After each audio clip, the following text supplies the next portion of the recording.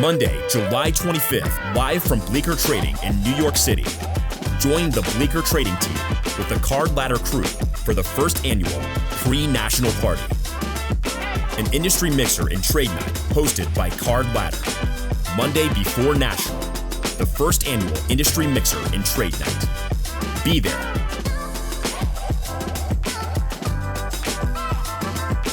Ladies and gentlemen, welcome to The Crossover. Starring Josh Johnson and Chris McGill. Featuring Christina Thorson. And of course, you, the Instagram live chat.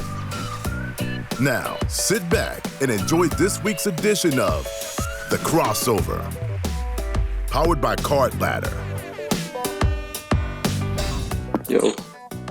Oh, look who's shaving. What's Slaughter? We're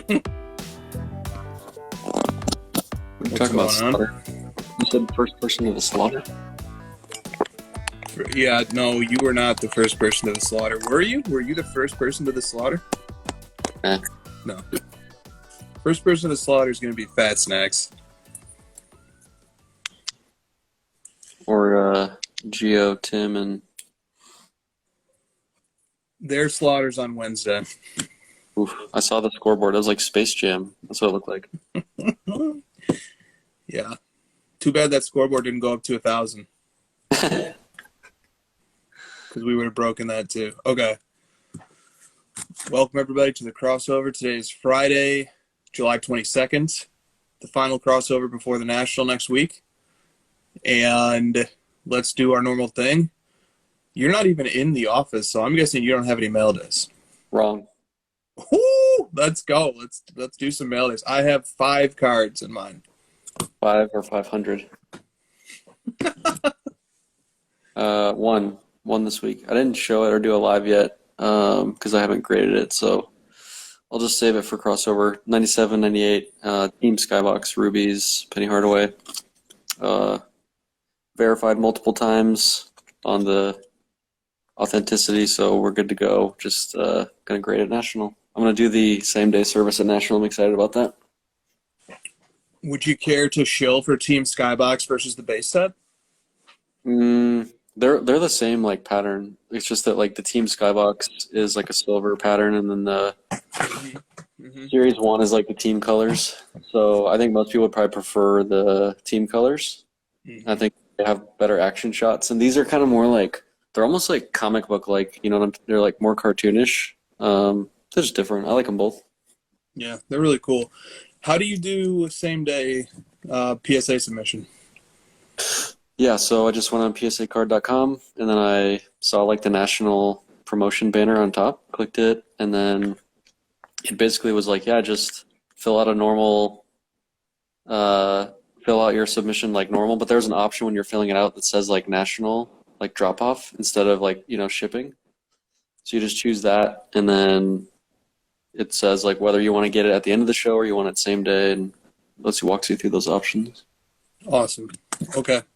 Great. Don't be the guy who submitted a PSA that I was last year, who has to go stand in line, and then when it's my turn, oh, do you have any paperwork? No. All right, go sit down at this computer and fill out your stuff and make the whole line back up and make everybody take longer. Don't be that guy. It's not comfortable. Unless you just like screwing with other people. It's not nice. All right. Any other cards in your mail day? That's it. All right, here go mine. First up, we have a 2018 Prism Luck of the Lottery Gold, DeAndre Ayton. How many are left?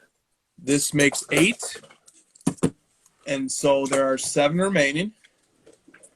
And let me just show you guys what that looks like. What happens if you run into a PSA call? Do you just say no thank you? Well, maybe if it's like a PSA 9, maybe I just end up crossing everything to PSA 9s. But so here's 7. But I do want them all on the same slab for the continuity. So here's 7 of the 8. Here's the 8th. Here's some Tic Tacs. I just rip the lid off so I can just go straight to the Tic Tacs. So that's 8. So Aiton makes 8. Okay, and then here I got the first leg of 2 legs of PSA submissions back. This one was submitted through a group submitter who then in turn went through Mark's cards. This was submitted in November of 2020, but here they come. 2019 Prism Gold Vinyl McCaffrey, PSA 9. That's out of 5? Out of 5. 2019 Prism Gold McCaffrey, out of 10. Forgot I even own those cards. 2017 Panini Rookies and Stars. It's called the Rookie Rush insert. It's a 1 of 1, and it got a PSA 8. Has nice like hollow foil down here. And then my favorite one, also 2017 Panini Rookies and Stars. This is from the base set. The base set Platinum 1 of 1, and it got a PSA 10. Nice. That was sweet. So 4 PC cards and a bunch of junk that's worth 10 to 20% of what it was worth when I submitted it. There was a couple nice ones you showed me though. Like you did well on the grading. Like you got a lot of 10s, so at least that helps. Oh, speaking of doing well on the grading, here, this is actually the other part. These are PC as well. So I actually lied. I showed you guys 4 PC cards. I actually have 4 more PC cards. So this LeBron Mosaic Pink Camo came back as a PSA 6. So that's going to have to get locked up in the PC. This is actually from a previous order. This 2019 Prism Fireworks LeBron got a PSA 5. So PSA is always going to hit you with a few 5s and 6s. That's just part of the game. This is a different 5 and a 6 from a previous order. So these are PC for life. Because, they're worse less than the plastic they sit in. Yep, and I'm not going to let a turtle choke on those. So, those. I think you're thinking. I don't think a turtle. Oh, you're saying that like the turtle would eat it, not that it's like wrapped around his neck like those those like those can things. The environmentally responsible thing to do is to just PC those cards. Keep them in the house and don't fling them into the ocean. Mm-hmm. And one last announcement on the National. Last time we'll talk about this, Monday night at Bleecker in Manhattan is the Card Ladder hosted layover industry event. So what do you say, Josh? Why would anybody want to spend their Monday night hanging out with us at Bleecker? Because we're going to be talking about cards the entire night. And it's going to be in New York City. And we're going to be super hyped up for Nationals. So we're going to have the adrenaline going. It's going to be a good time.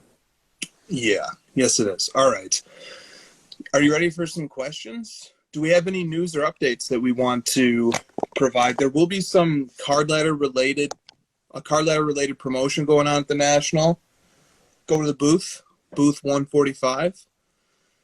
And we will also have promo cards like we had last year. We'll have cool promo cards.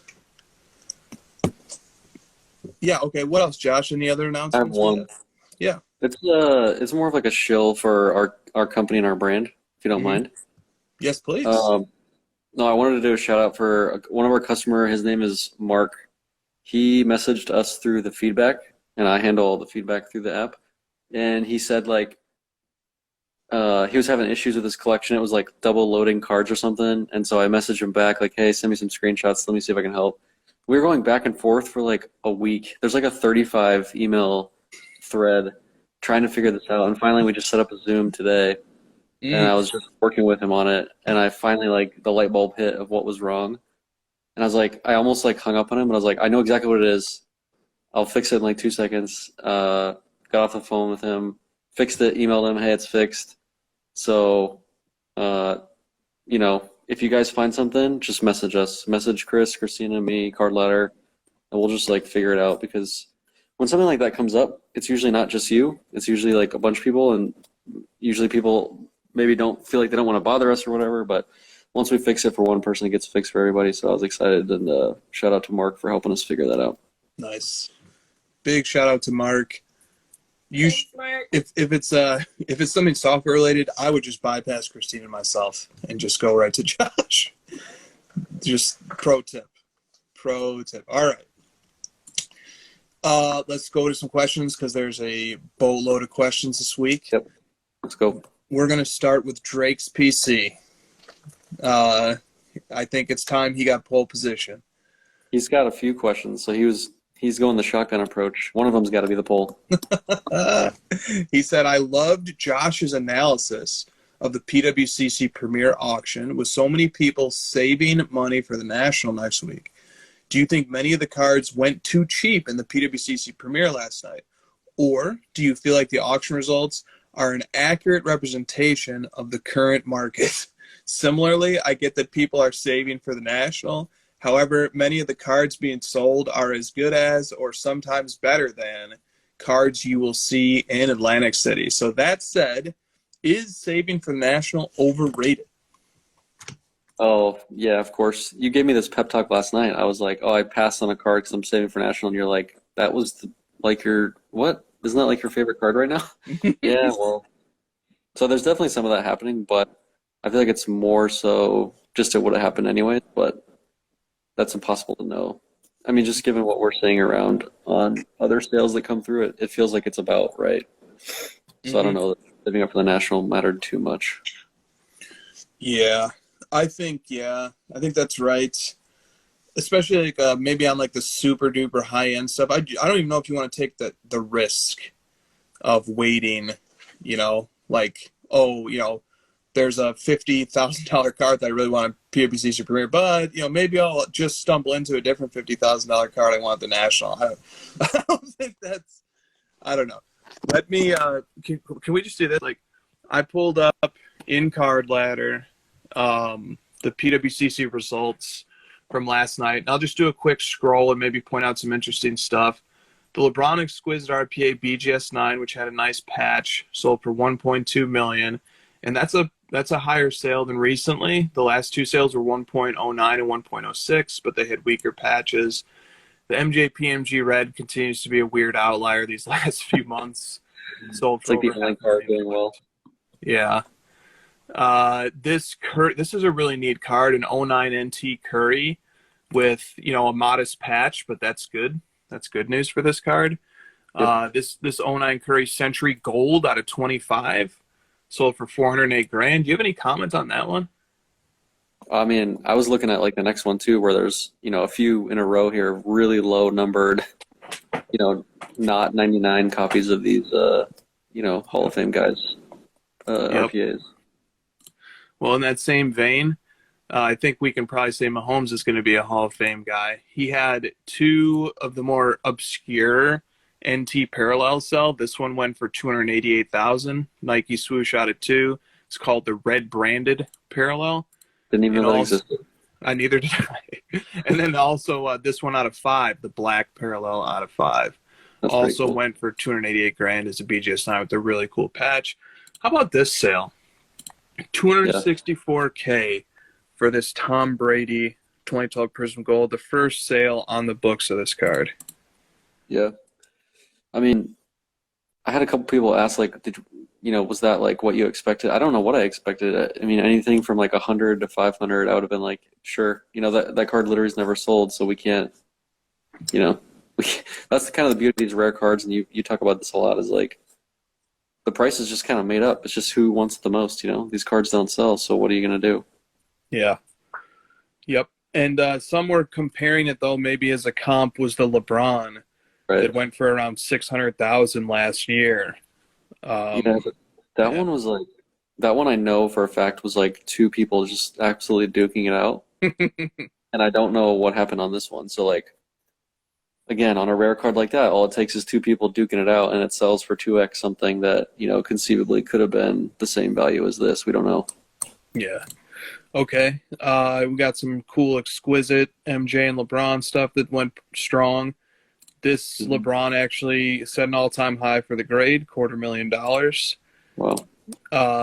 This 52 Topps Maze went for just shy of $250,000, a PSA 8. Let's see, what does the graph look like for that? Yeah, that's what vintage graphs look like these days, man. They're not going like this. You have a question about that, right? Like, is vintage going to keep this up, or is it Several. next in line? Yeah, okay. Several. This sale was bizarre to me. A 2020 Herbert PSA 1010 Stars and Stripes out of 20 sold for $228,000. Dude, I scroll past that Burrow Allen Herbert stuff because I'm just like there's like two different ones in every auction and they all look different to me. Like there's a flawless out of 5 and a stars and like there's so many of them, right? Yes. Okay. I don't know anything about this card. The 1998 PM Japanese promo trophy Pikachu bronze 3rd, 2nd tournament, but it's worth over $200,000. It's rare. These are given out to like the winners of these tournaments, so they're more like, they're called trophy cards because they're literally there's very very few of these out there, so they're hard to find. That's cool. Here, what is the? Oh, we don't need to look at that right now. Okay. Let's keep going here. Trout. What is Trout looking like? This is his orange refractor from 09 Bowman Chrome Draft, BGS 95 Auto 10.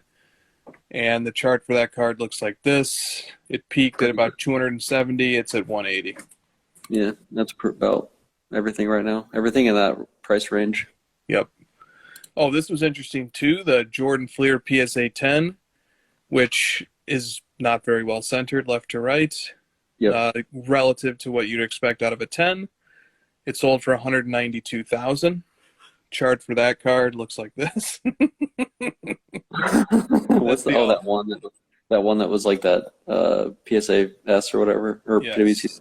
Yeah. exactly right. But that one two actually sold on that day, which dragged down the average. But that was the highest one ever. So it was pointed out to me that these continue to sell, and we never see them show up on Instagram or social media. We never see who the winners are. Does that tell you something about the buyer pool? Yeah, I think it. I don't know what it tells me about the buyer pool, but it ain't us. Well, what percentage of the people buying cards, that was like Gary Vee, that was so annoying. What percentage of the are on Instagram, like, and semi-active? It's a small percentage, I think. You think so? Yeah. Like what? 10%? Yeah, I was thinking like 10, 15. I Yeah. agree. Yep.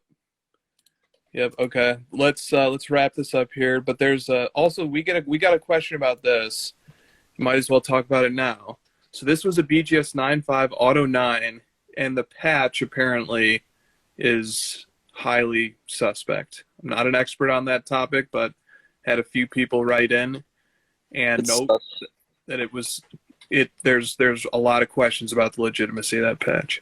It's sus because it's the white jersey, and like all the other patches are the dark jersey, the blue jersey. See, it's like this jersey. Yep. So like all the stuff around it, see the white? Yep.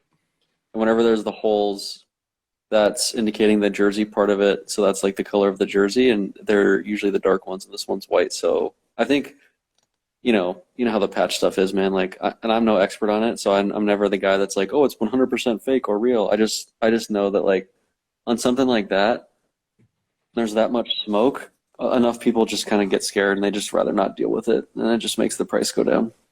Fair enough. It also had an autograph grade of a 9. Still. Yep. Because it went off the card or something. Yeah. Still went. Actually, I'm not quite sure why that got a 9.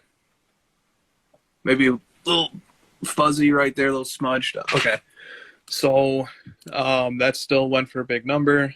This Pele card is not yet being tracked in the card ladder database, although it is in sales history. But I'm not familiar with this card, but I'm told that this card selling for $168,000 is a huge sale.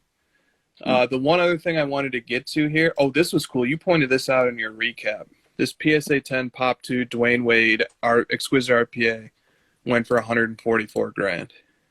That's a sick card. I mean, look at the patch too. It's just like Hall of Famer, 3-time champion, Finals MVP, PSA 10, most iconic RPA set of all time. I mean, what a sick card. That's selling for less than like random Herbert cards. Like, what do I know? Who's higher on your all-time ranking, Allen Iverson or Dwayne Wade? Dwayne Wade? What? What? You got Wade over Iverson? I'm a big like Iverson's overrated guy, so you're kind of asking like the wrong guy. Okay. This exquisite MJ took a beating last night. This is the 03 Noble nameplates. So from the first year of Exquisite, very important card in the Exquisite world, and it's numbered to 25. But the prior sale was 210 grand in October. It's down to 114 last night. But the sale before that was 62. So it kind of landed right in between. This card was really neat. Incredible condition. PSA 1010 sign of the Times Gold Michael Jordan, not numbered, but one of his best 90s autos, I think, is a fair statement. Okay, this card is not in Card Ladder, but, dude, this card sold for over $250,000 not that long ago. This is the Trae Young Prism Black armpit sticker autograph from his rookie year. Went for 90 grand last night. And this is what I wanted to get to. I believe this was a record high, although it's an NBA diamond and a PWCC sticker. 1933 Gaudy, number 53 yellow, Babe Ruth PSA 5. And then what I wanted to get to was, first of all, I thought this is a really cool card. Do you think this is a cool card, this particular parallel? Yeah, I mean, the basketball people just like, I hate saying this because it's like one of those stupid, undervalued investor bullshit lines, but like people really don't know these exist because there are only 5 and it's really more of a baseball thing. Yep. And like Panini doesn't do this, they don't have a red out of 5. And given that like, the gold is kind of the standard, for Prism and Topps Chrome, and the Topps is out of 50 and the Panini's out of 10, this thing's out of 5. It's just pretty dang rare compared to all the other parallels, I think the color match is aesthetically very pleasing as well. That went for 75 grand. Highest sale ever for that card. The previous sales for this card in a raw copy were like 40 and 50 bucks. like 12 years ago. Damn it. Joe Montana PSA 10 went for 72 grand. You're like, I'm getting to this one card and you've stopped like 8 cards. I know. Imagine me just actually scrolling through this on my own. The Trae Young, the gold? There it is. No, but that one suffered a similar fate to his Prism Black. It was as high as 180 grand just half a year ago, 66 today. Cool card, but it shouldn't sell that many times probably. Oh, here we are. All right. Yeah, but it's a PSA 10. I'm already mad at you. Why? You like tried to say that Watson's outselling Burrow. It was a 10 to a 9, right? It is. Yes, it is. So this is NT Gold Watson from 2017, his rookie year, PSA 10. It sold for 66 grand. And then the Burrow Gold, which is a PSA 9, sold for 55.2. Oh, that's the start. Here's the gold. The Burrow Gold PSA 9 sold for 55.2, numbered to 10. Weak patch, right? 2-color patch. Are you trying to say that Watson, his value is going up because he potentially is going to play more games than we thought or something? I don't know what to say about it. But it definitely, and that's all we'll recap for today. But it definitely struck me as it's very bizarre that Watson, even in a 10 versus 9, sold for 20% more than the Burrow did. I voted for the Burrow, so I mean, I would have as well. 80% of people voted for the Burrow, Yeah. And the other 20% looked it up before they voted. Well, is this one of those polls where it's like, you said it that one week, what would your neighbor think sold for more? Or what Right. Yeah. So, all right. That's a little detour off of the question of, is saving for the National overrated from Drake? And I think we say yes. Can I take my Trae Young victory lap yet, or should I save that? Go for it. Let's do it. He's just like the most overrated, overpriced early player ever. Like, it was just insane. This is going to happen no matter what. It's been a while. I had a question come in that said, Chris, why do you hate so many players? So it's Yeah, been a I while. want to know the same. I have the same question. It's been a while since we've talked some NBA shit because we're on summer hiatus. But bring on the Trae Young slander.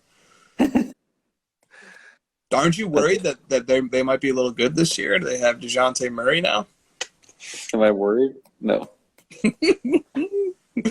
All right, let's go.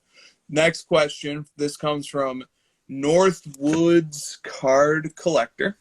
Let me see if I can do something fancy here. This is a good question. This is a very good question. All right. He says, there was a photo of Mike Trout dropping off cards in person at PSA for grading that was shown earlier this week, and this is the picture. And Northwood Cards Collector says, while I love that the hobby finally got an A-list celebrity, I can only imagine the so-called advice that Mike Trout will get from the big accounts and the so-called faces of the hobby. That's one thing that really irritates me about the hobby. Our representation from the big accounts with large followings is pretty whack. If you're new, regardless of social status, you have to really spend time in the hobby and dive in until you can separate the wheat from the weeds and see who is worth listening to and who just has deep pockets and a large following because of it. What type of hobby advice can you even give to someone like Mike Trout if you had the chance without being drowned out by the cornballs with a lot of subscribers or cut in line by deep pockets that get front of the line access to things like that? I mean, I think you and I really pride ourselves on this show being not just about the two of us, but obviously Christina and the audience. So this is the audience's time, or sorry, the the people that write in the questions and stuff. This is, there's nothing to say. He nailed it. He did nail it. The question was the answer as well. Is that fair? Yeah, I mean, dude. But the actual question was like, what would you do? If Trout, what would I would say like, Mike, what are you trying to buy? What are you excited about? What cards do you like? What's fun for you? And like, what are you hoping to get out of this? And if he has any follow-up questions, great. Would love to answer. If not, hope you have fun. If you need anything, DM me. If not, go on your journey, figure it out. And this like desire to be the one to like either push your thing on them or your product or your card type or your whatever is the worst thing that can happen in the hobby when you have something like this happen. In my opinion, it happens a lot and it's frustrating. And I think a lot of people are nodding their head when you're reading that, myself included. I don't know. So yeah, it was a great question. We are going to DM Mike Trout and see if he'll become the face of Card Ladder. But no, on Clubhouse, do you remember the Washington Times I think it was Washington Post did a study that said Kenneth Fareed was more recognizable than Mike Trout by the American public. Look, wow. I'm not here for the slander of the Millville Meteor. I don't know a ton about baseball, but he's a stud. He cuts a lean figure. Some people say he's fat. I just think he's thick. And I'm just here to say that Mike Trout, keep doing your thing. Welcome to the hobby. We'd love to have you. We also need to put some responsibility on the celebrities and the stars themselves to be able to recognize BS, to be able to say, no, I'll figure this out on my own, and to seek out the real authentic content creators. You and I can personally attest that there's been several celebrities over the years who have filtered into the hobby and they found a place in this community for themselves and they earned their spot. And, they've been around for years now. And so it's definitely doable. You have to put some responsibility on Mike Trout. Don't you agree? 100%. Well, a lot of people maybe dissected the cards that he's holding and had some comments about it. I thought the cards he was holding were kind of perfect for someone starting out. There's like a super rare rookie basketball player, rookie football players. It's kind of like, your way to get started. It's modern product.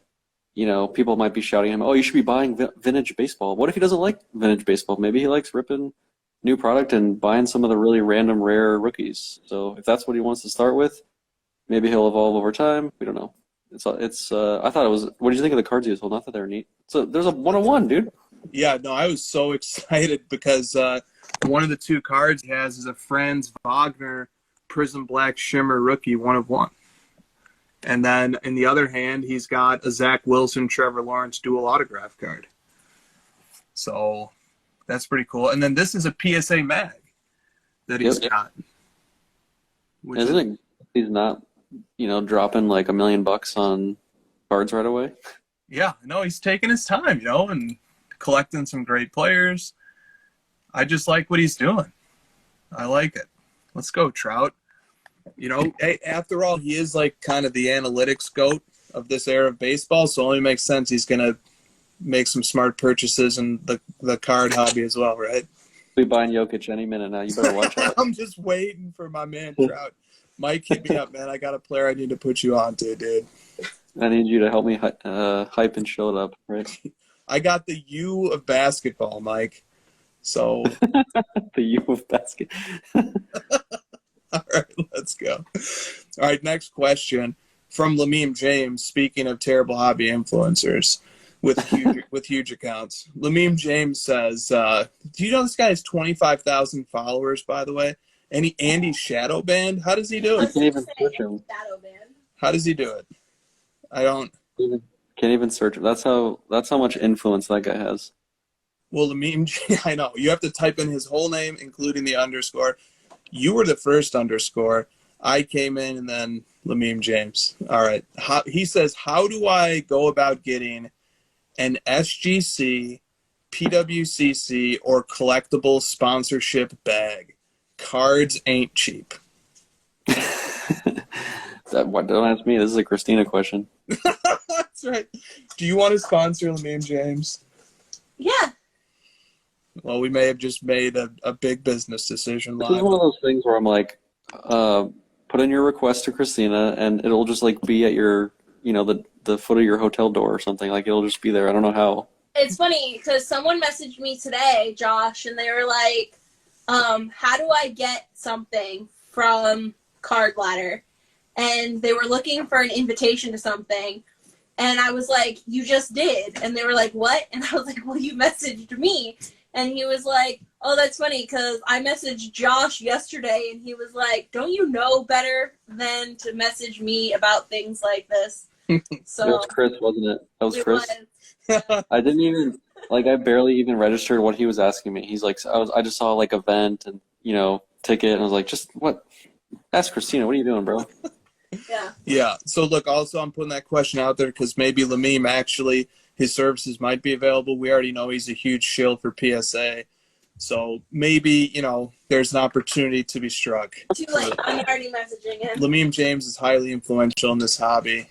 So let the bidding war commence for the sponsorship of Lameme James. All right. Tasty Card Sandwich says, there are plenty of national do's and don'ts. What to expect at the National. We had some good questions this week, didn't we? This is a great question. How to prepare for the National, what it's like to be a dealer at the National, material out there. And by the way, there's a lot. It's good content too. I'm editorializing. We're not hating on that content. Like 610 Sports Cards just appeared on Stacking Slabs. It was a really good episode. 90s B-Ball Cards just put out some good episodes. So, but Tasty Card Sandwiches, I challenge you to do minimal national chatter. Do you think we can do that? I think, I totally agree. What you said about how we're not shitting on that content at all. We just have taken a turn this year for whatever reason, and we're just kind of saying, go and have fun. Probably just, we like to balance things out. Definitely. With that said, here's just half a dozen national questions that came in. Mike Pinkerton 50 says, are we going to be doing lives at the National for those who won't be there? Yes. And Christina says, yes, there will be some live videos. And I think Card Ladder, watch the YouTube channel. Be on the lookout on Card Ladder's YouTube and Instagram because I think we'll be, Stiff Arm Wax will be generating lots of content about the National. So, okay, there you go, Mike. Pay attention to the socials. And you should find some good live stuff. But we're not doing like the crossover or anything. We're not going live. No. Okay. Grail Card Quest says, what kind of fun buying would you try if your national card budget was only $100 asking for a friend? This is an easy one. Go find the dollar boxes and just sit down and $100. You could buy 100 cards. It'll take you all day. And then, have you seen these challenges where it's like, I turned 2 cents into $8 million? Yeah, those are silly, but yeah. So take your $100, buy 1,000 10-cent cards, follow these accounts that teach you how to turn a 10-cent card into a $30,000 card. By the end of the National, you'll be rich. That's what I say. Stacking Gem says, should I bring my... Let me start that one over. Should I bring my grails to the National to show off? Yes, I am. I always feel uncomfortable asking this question because there's so many, like your comfort level, your insurance policies, and your. But given that I don't know a lot about AC, this year I'm leaning towards don't. Fair. Yeah, exactly, Bleeker. Yeah. Have you seen this? That's like a YouTube thing of this kid who like has a penny and he just ends up like using his looks to walk around and just beg people for more money. It's like you're not actually like trading it at fair value. If you can turn $1 into $10K in this hobby, why can't you turn 100 different $1 transactions into what's that? 100 times 10K, $1 million. Why can't you? Are you asking me?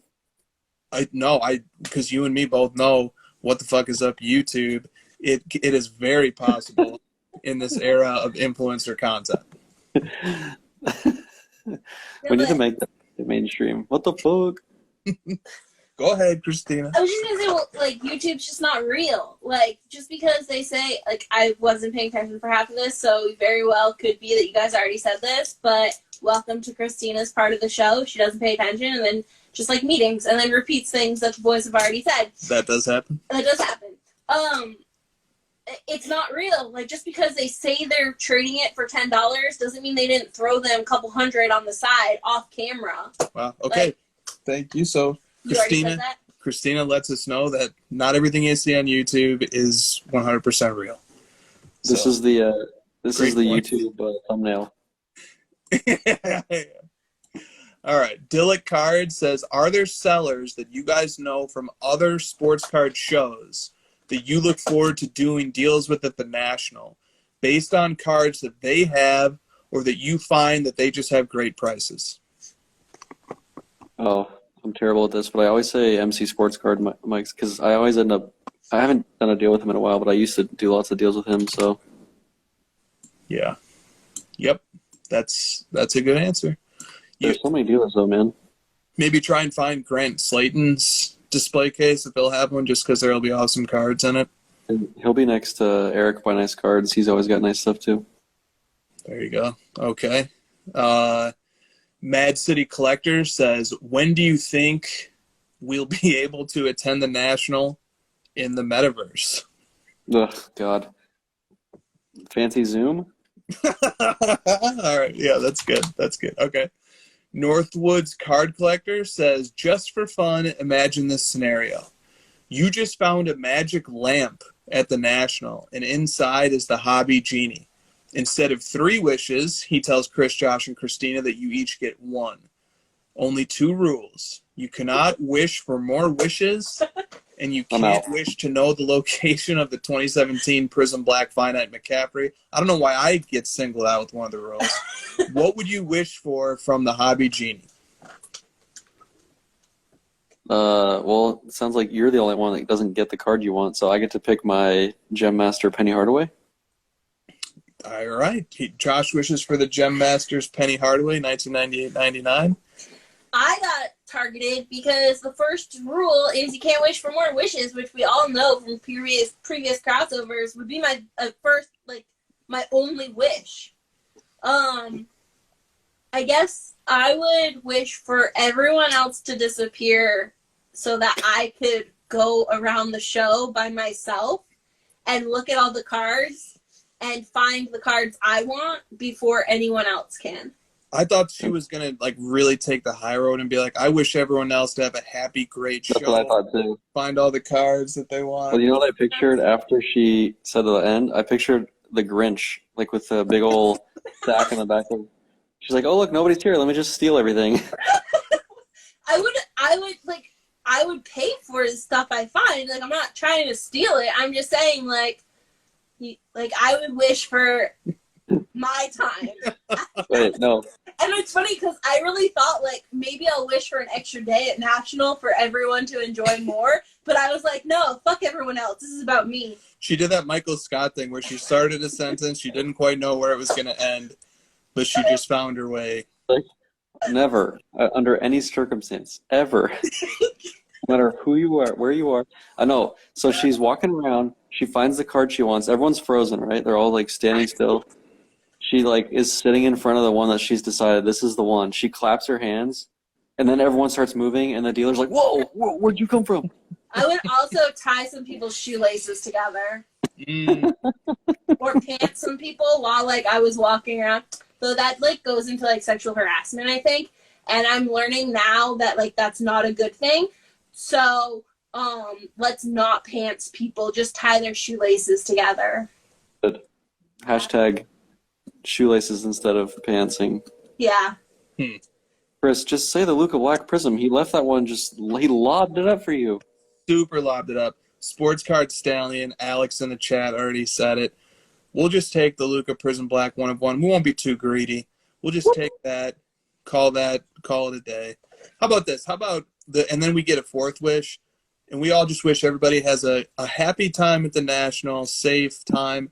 More happy people in the hobby is better for everybody in the long run. You want the market to do well. You want people to come in. You want people to enjoy themselves. If everybody's having fun and having a good time, that takes care of a lot of things. Remember when Michael's like, I wish for Kelly to have a brain. I wish for Danny to have a heart.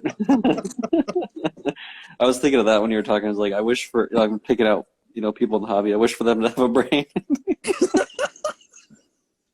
I wish for all the... What type of audience have we curated that my answers is the one that has elicited all the tomatoes and the booze?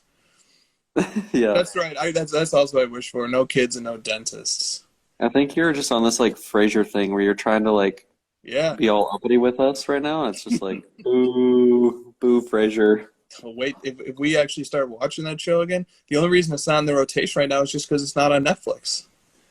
So. Yeah, you're just going to be like, I don't know how he talks, but I just imagine, it's pretty uppity. Like, oh, this week on the crossover, we are going to dissect several meaty topics. Let's get started. Throw it over to you. Dude, you will know if I put that show back in the rotation because I'll start adopting the transatlantic accent. That's the name of the accent that him and Niles have, but not their dad for some reason. All right. More questions. These two questions are related. Sports Card Pete wants to know, is vintage just resilient, or do you think it cracks? And Mad City Collector says, in your expert opinions, so you must not be talking to us, do you think the increasing prices of vintage cards, is it being driven by collectors or investors? My inclination is we're drifting into investor territory that is not sustainable. Yeah.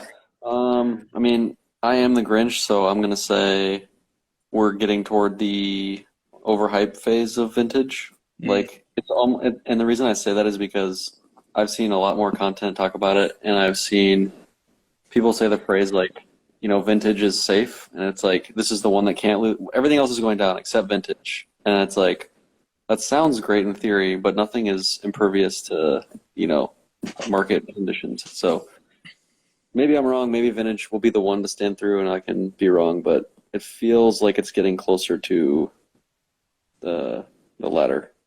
Yeah, I think people rightfully get nervous anytime something doubles over the span of a few months. If key cards they're looking at in the vintage space start going up 2 or 3x since the last sale, I think people rightly get nervous. Let me take a different tack to this. These are the card ladder indexes over the last quarter, which is the last 3 months. They are all in the red, except pre-war vintage with an unbelievable 0.25% increase over the last 3 months. Otherwise, every index is down. Now, if we zoom into the last month, Pre-war vintage, once again, is the only index that's up. Now it's up a monstrous 1.3% over last month. Every other index is in the red, meaning it's down.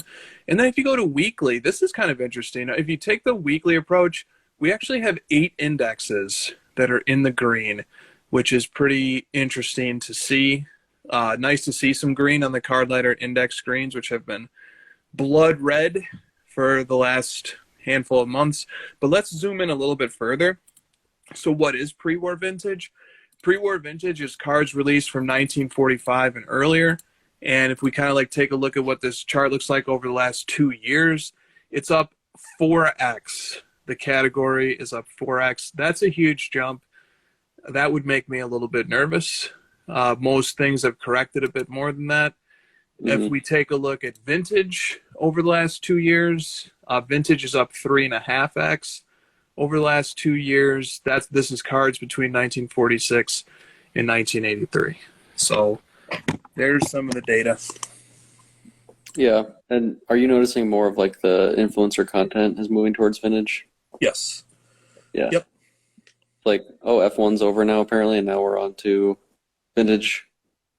And it's like, you know how we talk about like evolving through the hobby and like getting smarter and figuring. To me, that evolution really is just like about you finding what you want to, you know, end up parking yourself in long term of what you enjoy and where you see yourself, what niche you carve for yourself. Instead, influencers and content seem to think it means like what's the smartest play or, you know, buy long term or whatever. And it was like, oh, it's soccer because it's international. Oh, it's, you know, numbered cards because they're rare. And I was told that's good, or it's PSA 10 because of scarcity. And now it's vintage baseball because it's safe. It's just like, I don't know. Yeah, and like this comment from Bleecker, Al Kaline's PSA 9 rookie is actually down $2,000 in the last 5 years.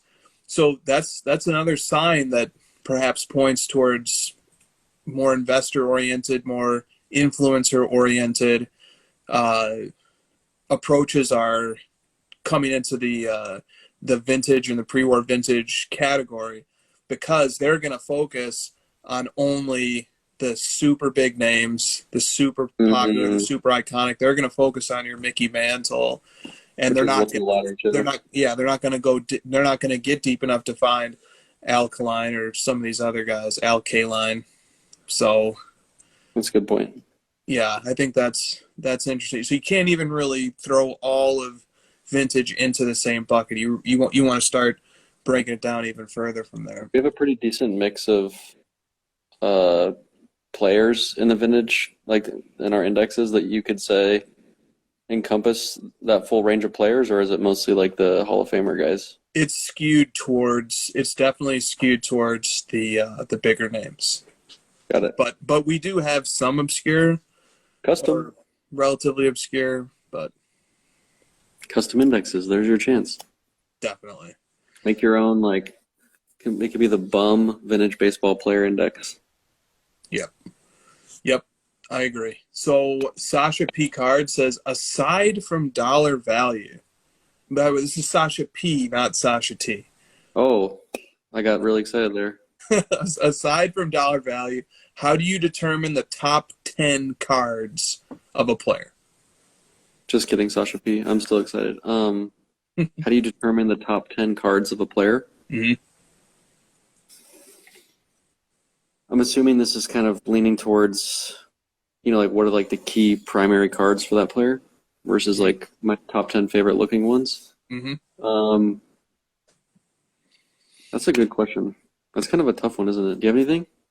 Well, first of all, I just have an observation, which is that we get this question a lot, or some variation of this question, you know, pretty regularly, which is like, rank cards without thinking about value at all, or rank cards without thinking about scarcity or rarity at all, which I love that. I love the spirit of that question. You know, the spirit of that question is like, hey, if we just totally level the playing field and take market value out, how do we actually sort out the best cards? But I'm going to reject the assumption of the question and say you can't. You really can't. The market price, to a large extent, is going to reflect what the best cards are. Market price is gonna follow the most desired brands and usually the coolest and most collectible cards. That kind of sucks, but it is what it is. So for me, I can't really separate the two. The top cards of a player. Also, that's going to vary by era. Vintage versus modern versus ultra modern. It's going to be very different, right? It's going to be very different. But like if you had to pick out like the top 10 Penny Hardaway cards, Yeah. what would you do? How would you do it? Well, it's the answer to that question. The reason I was struggling is that it's mostly due to the fact that I've been after those cards for so many years that like over time I just sort of at this point have them memorized how I would rank them. But if you're going into it blind, like I'm assuming this question is doing, you just can't answer you can't, like you just have to. That's why my answer is probably like buy like cheap stuff for that player and then just sort of like keep your eye on things and like figure out the market over a decent amount of time, and then like you'll sort of build that top 10 yourself. You can't just like hand someone a top 10, stone, what are those called? The stone, like the commandments. Yeah. Like you can't just like hand that over to someone and be like, these are the cards you need to go get. This is the list, because it's different for everybody. Okay. Fair. All right. But yeah, I mean, it's always fun thinking about what a player's top 10 cards are. And I almost always find that exercise to be useful. Separate out one of ones from non-one of ones. Because, like, if I were to do it with Michael Jordan, I would want to, if I'm taking out the one of ones, like Nat just did like a post about this that was pretty cool. He was like, these are his five of his favorite Jordan cards, and it excluded one of ones. So he goes, someone just asked me what my top 5 Michael Jordan cards from the 90s are. He actually excluded the PMG red and the PMG green. All right, that's what he did. He excluded PMG red and PMG green. Here they are. Here's the top 5 in reverse order. 97 rubies, 98 molten metal fusion titanium, 97 Metal Universe Championship PMG, 97 essential credentials now out of 9, which is a card that doesn't get much discussion, but is just amazing. It's actually one copy rarer than the PMG green, and it's from the same year. And then in first, he has the 97 game jersey Michael Jordan autograph card, numbered to 23. So yeah, that sort of illustrated my point of like that's his top 5, right? You can't really have a consensus. That's why I'm not a huge fan of like, let's rank the top 100 cards in the hobby as a group. What? Yep. Like that's like all of us are going to disagree on like every part of it because we all have our own. That's what makes the hobby so unique. It is like it's art based. It's depending on your own taste. Yeah, I like what Collectible Fun said. He said top 10 under a certain price would be a better way probably to approach the question, which is true. And I really like what 626 Sports Cards said. He said top 10 is a personal question. And I agree with that. Okay. But I get the sentiment of like, yeah, I really like this player and I want like something to get me launched as a starting point so I don't kind of make big mistakes and go buy brands that don't matter and stuff like that. So I get the spirit of the question. Maybe like research the brands, and if it's modern, focus on Prism, National Treasures. If you're trying not to get like burned on some that, some influencer told you is undervalued or whatever. Yeah. All right. So Josh, we had 2 guys kind of coming at your head with questions. So you bring ready for these? All right, let's go. Coming at my head. Coming at your head. Knicks Trae basketball. Young is not that good. Just get it out. Knicks basketball PC says, Josh always talks about not being a set collector, but doesn't he have a complete Pokemon set? What's up, man? Are you trying to act like you're not a set collector, but on the low you actually are? Well, you got me. I forgot I had those, dude. I forgot I had those, to be honest with you. I knew it. And you got binders of like Hardaway stuff. It's like not exactly set collecting, but yeah, because it's mostly because like when I was a kid, it was all about catching them all and getting all 150 Pokemon. So when I came back into the hobby, like I literally just wanted to finish that set that I never could as a kid. And then like, once I finished it, I was like, I'm out. I don't like this anymore. It's like Seek Heat says, you got to catch them all. That's exactly right. And then, okay, one more question here.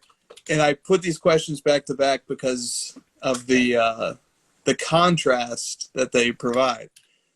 Relentless Daggers 230824 says he brings a Relentless Dagger.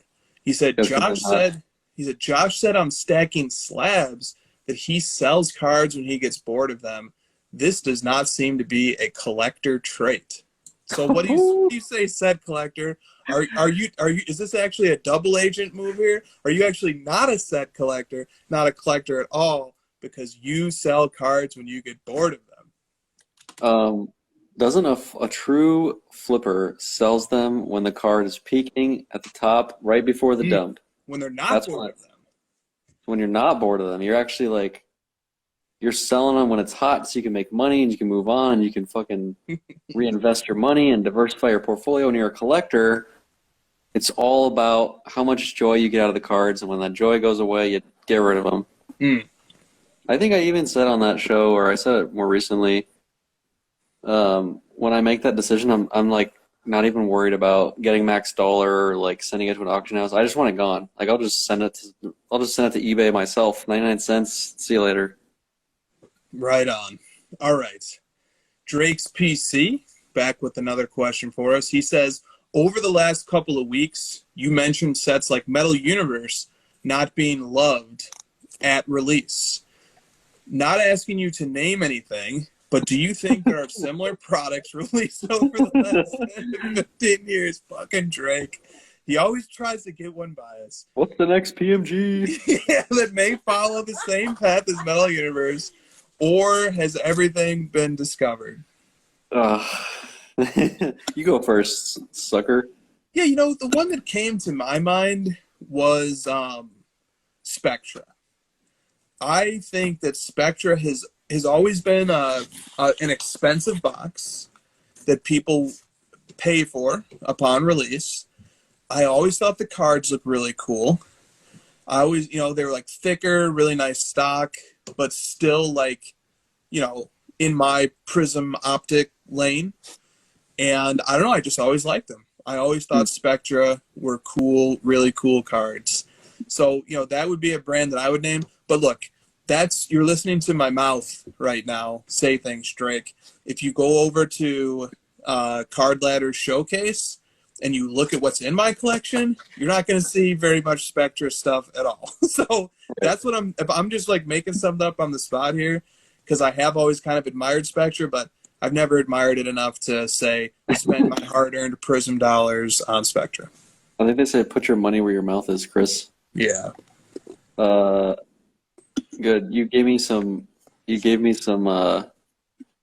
excitement to name one. I wasn't gonna name one, but you did. So I'll say Optic. I know it's like kind of up there already, but it just reminds me of Topps Chrome. I like it.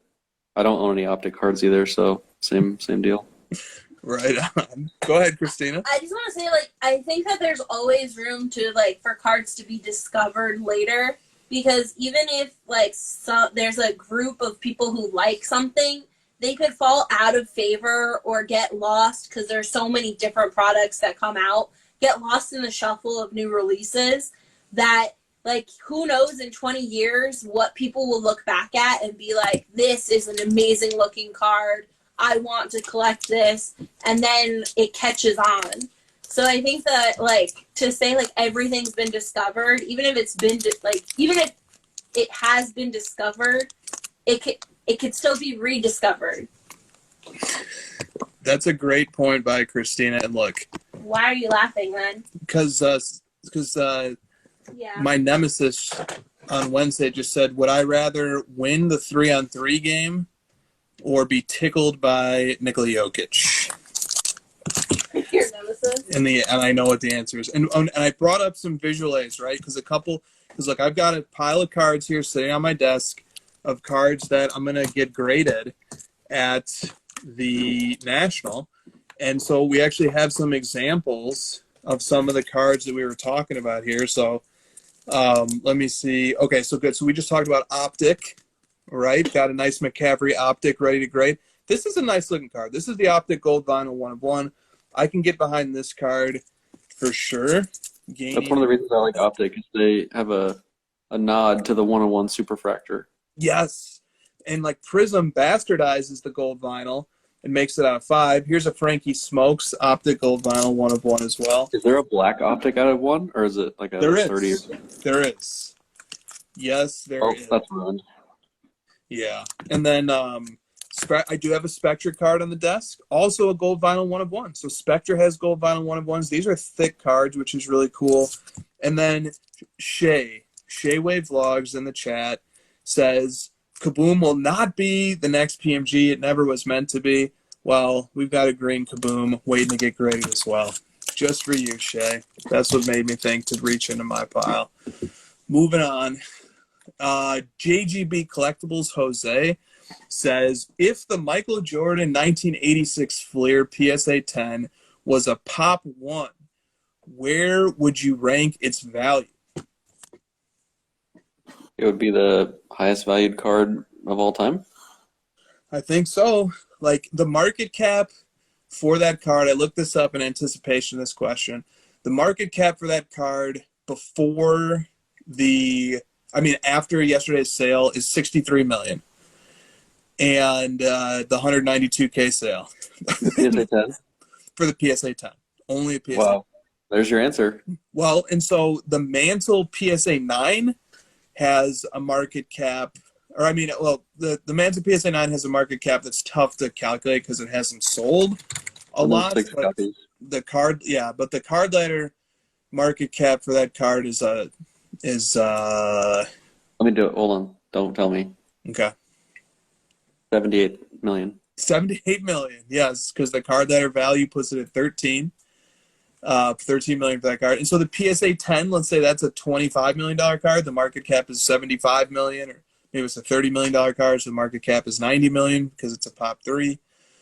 So, I think the Jordan Fleer would be $50 million card as a Pop 1. Is that crazy? If it was a PSA 10 Pop 1? I don't think it's crazy. Okay.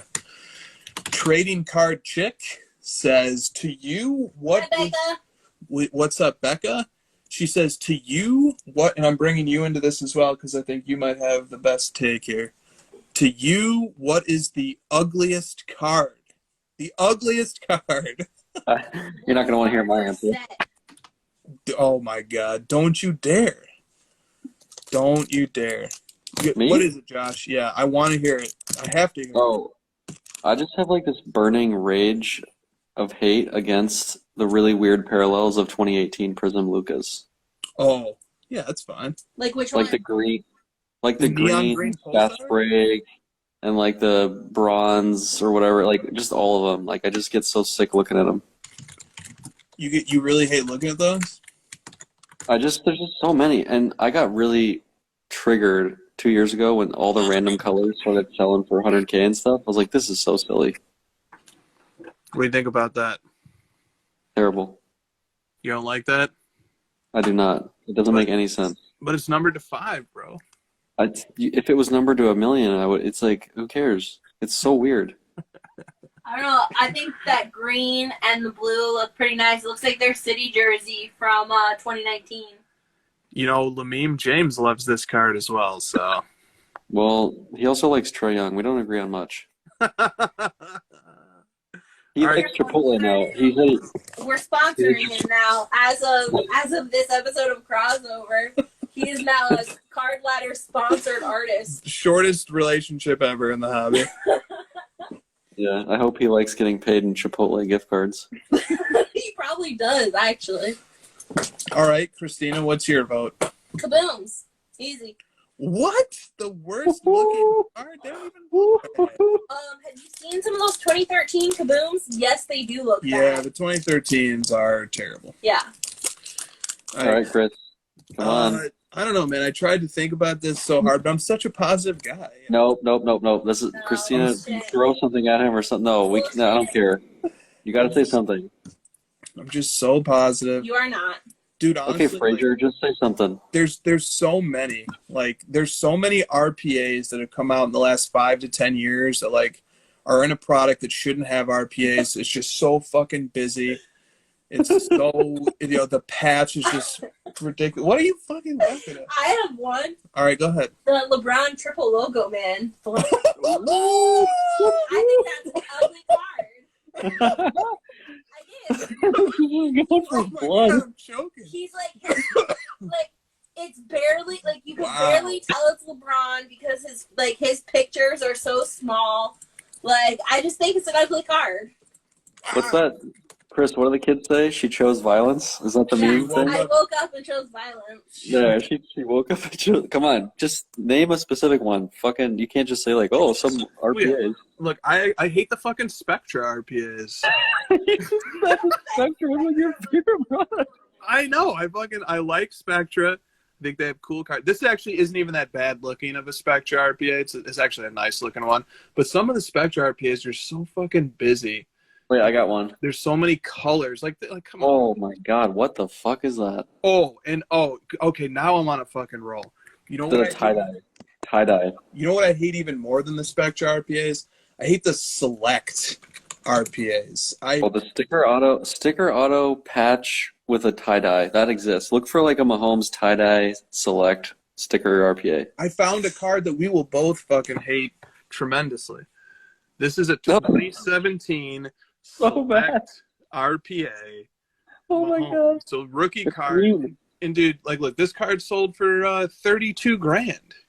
It's green and there's a sticker auto and oh my god. Dude, this is just everything we hate. Like so many colors going on. It's just it's an assault. I got another one. You're gonna laugh so hard. All right, let's go. Start searching it. I'll tell you the letters. You start typing it out. All right, I'm ready. E M I N. Just finish it. Just pick one. Those are the thickest cards you'll ever see in your life. They were fucking like so thick. That's kind of dope, actually. I actually like that one. Yeah, how did I land on the one Eminence card that actually doesn't look like complete shit?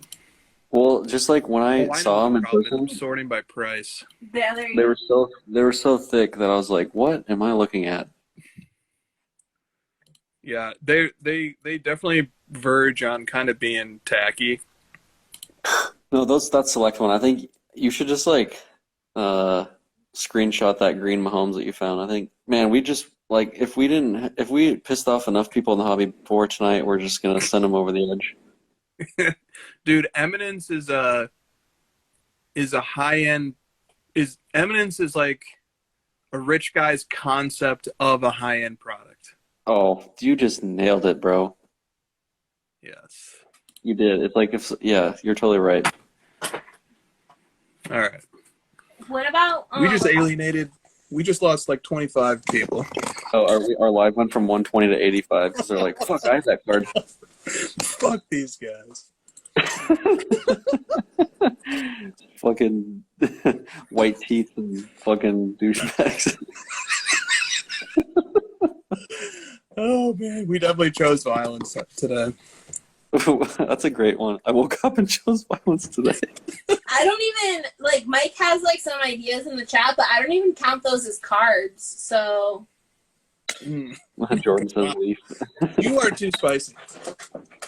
And your screensaver turned on. Okay. Well, because Shay agreed with me on the prism, and then like as he typed it out, Christina jumped on. She was like, "Kaboom!" Just no chance of ever being friends, guys. Nobody's safe. Nobody is like safe. Don't ever be nice to us, because eventually we're gonna have an opinion that's terrible to you.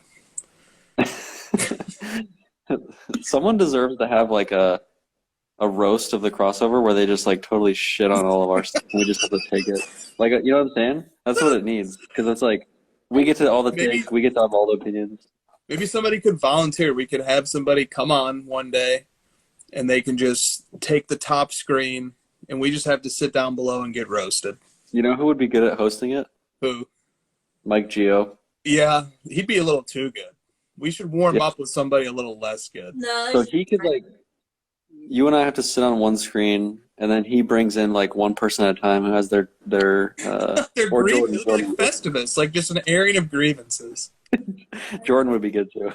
Jordan would be a problem. Jordan would get us canceled. Jordan could not be on this platform without a pre-screening of some type. I kind of want this to happen. This sounds like a lot of fun. Maybe There's we nothing should- that would bother me. Maybe it should be like invite only, like live stream where they can't like record it or something, or like in Dude. person. Like we could take away people's cell phones when they're there, so that it could be like full on All right, well, true. you start planning that out. All right. People would start bringing up like blowout threads of me and stuff, like getting real nasty. Okay, so let's go on here because we've got another question that's going to get us in trouble. So, Yeah, that was funny. SeaKeith. okay, so Relentless Daggers 230824 says, "What's your biggest pet peeve in the hobby?" Oh god, this really put me on the spot because I didn't see this one. I would have. There's so many You good want me answers. to go first, and then you can think. Yeah, about can you just rattle off a few? Yeah. Oh my God, I could take up the rest of the show. So, but I'll just keep it simple. One of my biggest pet peeves that's come up recently, but has been there for a while, is when people come into the hobby, build an audience in the hobby of card collectors who are just thirsty and starving for content. And then they immediately pivot as soon as they get an audience built up and they say, cards are stupid. I'm selling cards, I get why we have, some nostalgia, but let me show you this really cool ticket stub. Let me show you this really cool bat or memorabilia or baseball or Top Shot or whatever. It's there, or Bob fucking Ross paintings. It's always a pivot. It's always a pivot. It's never like, hey, we're all here for the cards. We got followers based on cards. Can we just talk about cards? It's never enough. It's never enough for some people. They got to pivot into a different category and try to steal our sports card collector community and convert them into some other thing. So that's my fucking pet peeve. People know that's my pet peeve. I did a whole thing about Tamagotchis and how, let's pump Tamagotchis now. I'm done. I like how you started the show as the nice guy, and now you're pivoting into not being the nice guy. Yes, 73 minutes in, and the true color. You drew everyone into this episode by being nice, and then you pivoted over to violence. See, and I'm just true to myself the whole fucking time. Oh, VHS also. VHS as well. All right, I have a really nuanced one. Yours, I feel, is nuanced, which is great because I don't want the boring pet peeves. I want the nuanced ones. Mine is also nuanced. It's when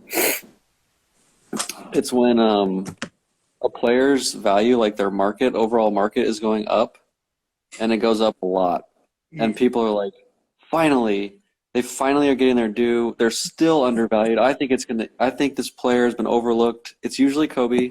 Oh, no offense, Kobe guys. It's usually Kobe. I think this guy's just way undervalued compared to everybody else. And then when they start to go down, they're like, this doesn't make any sense.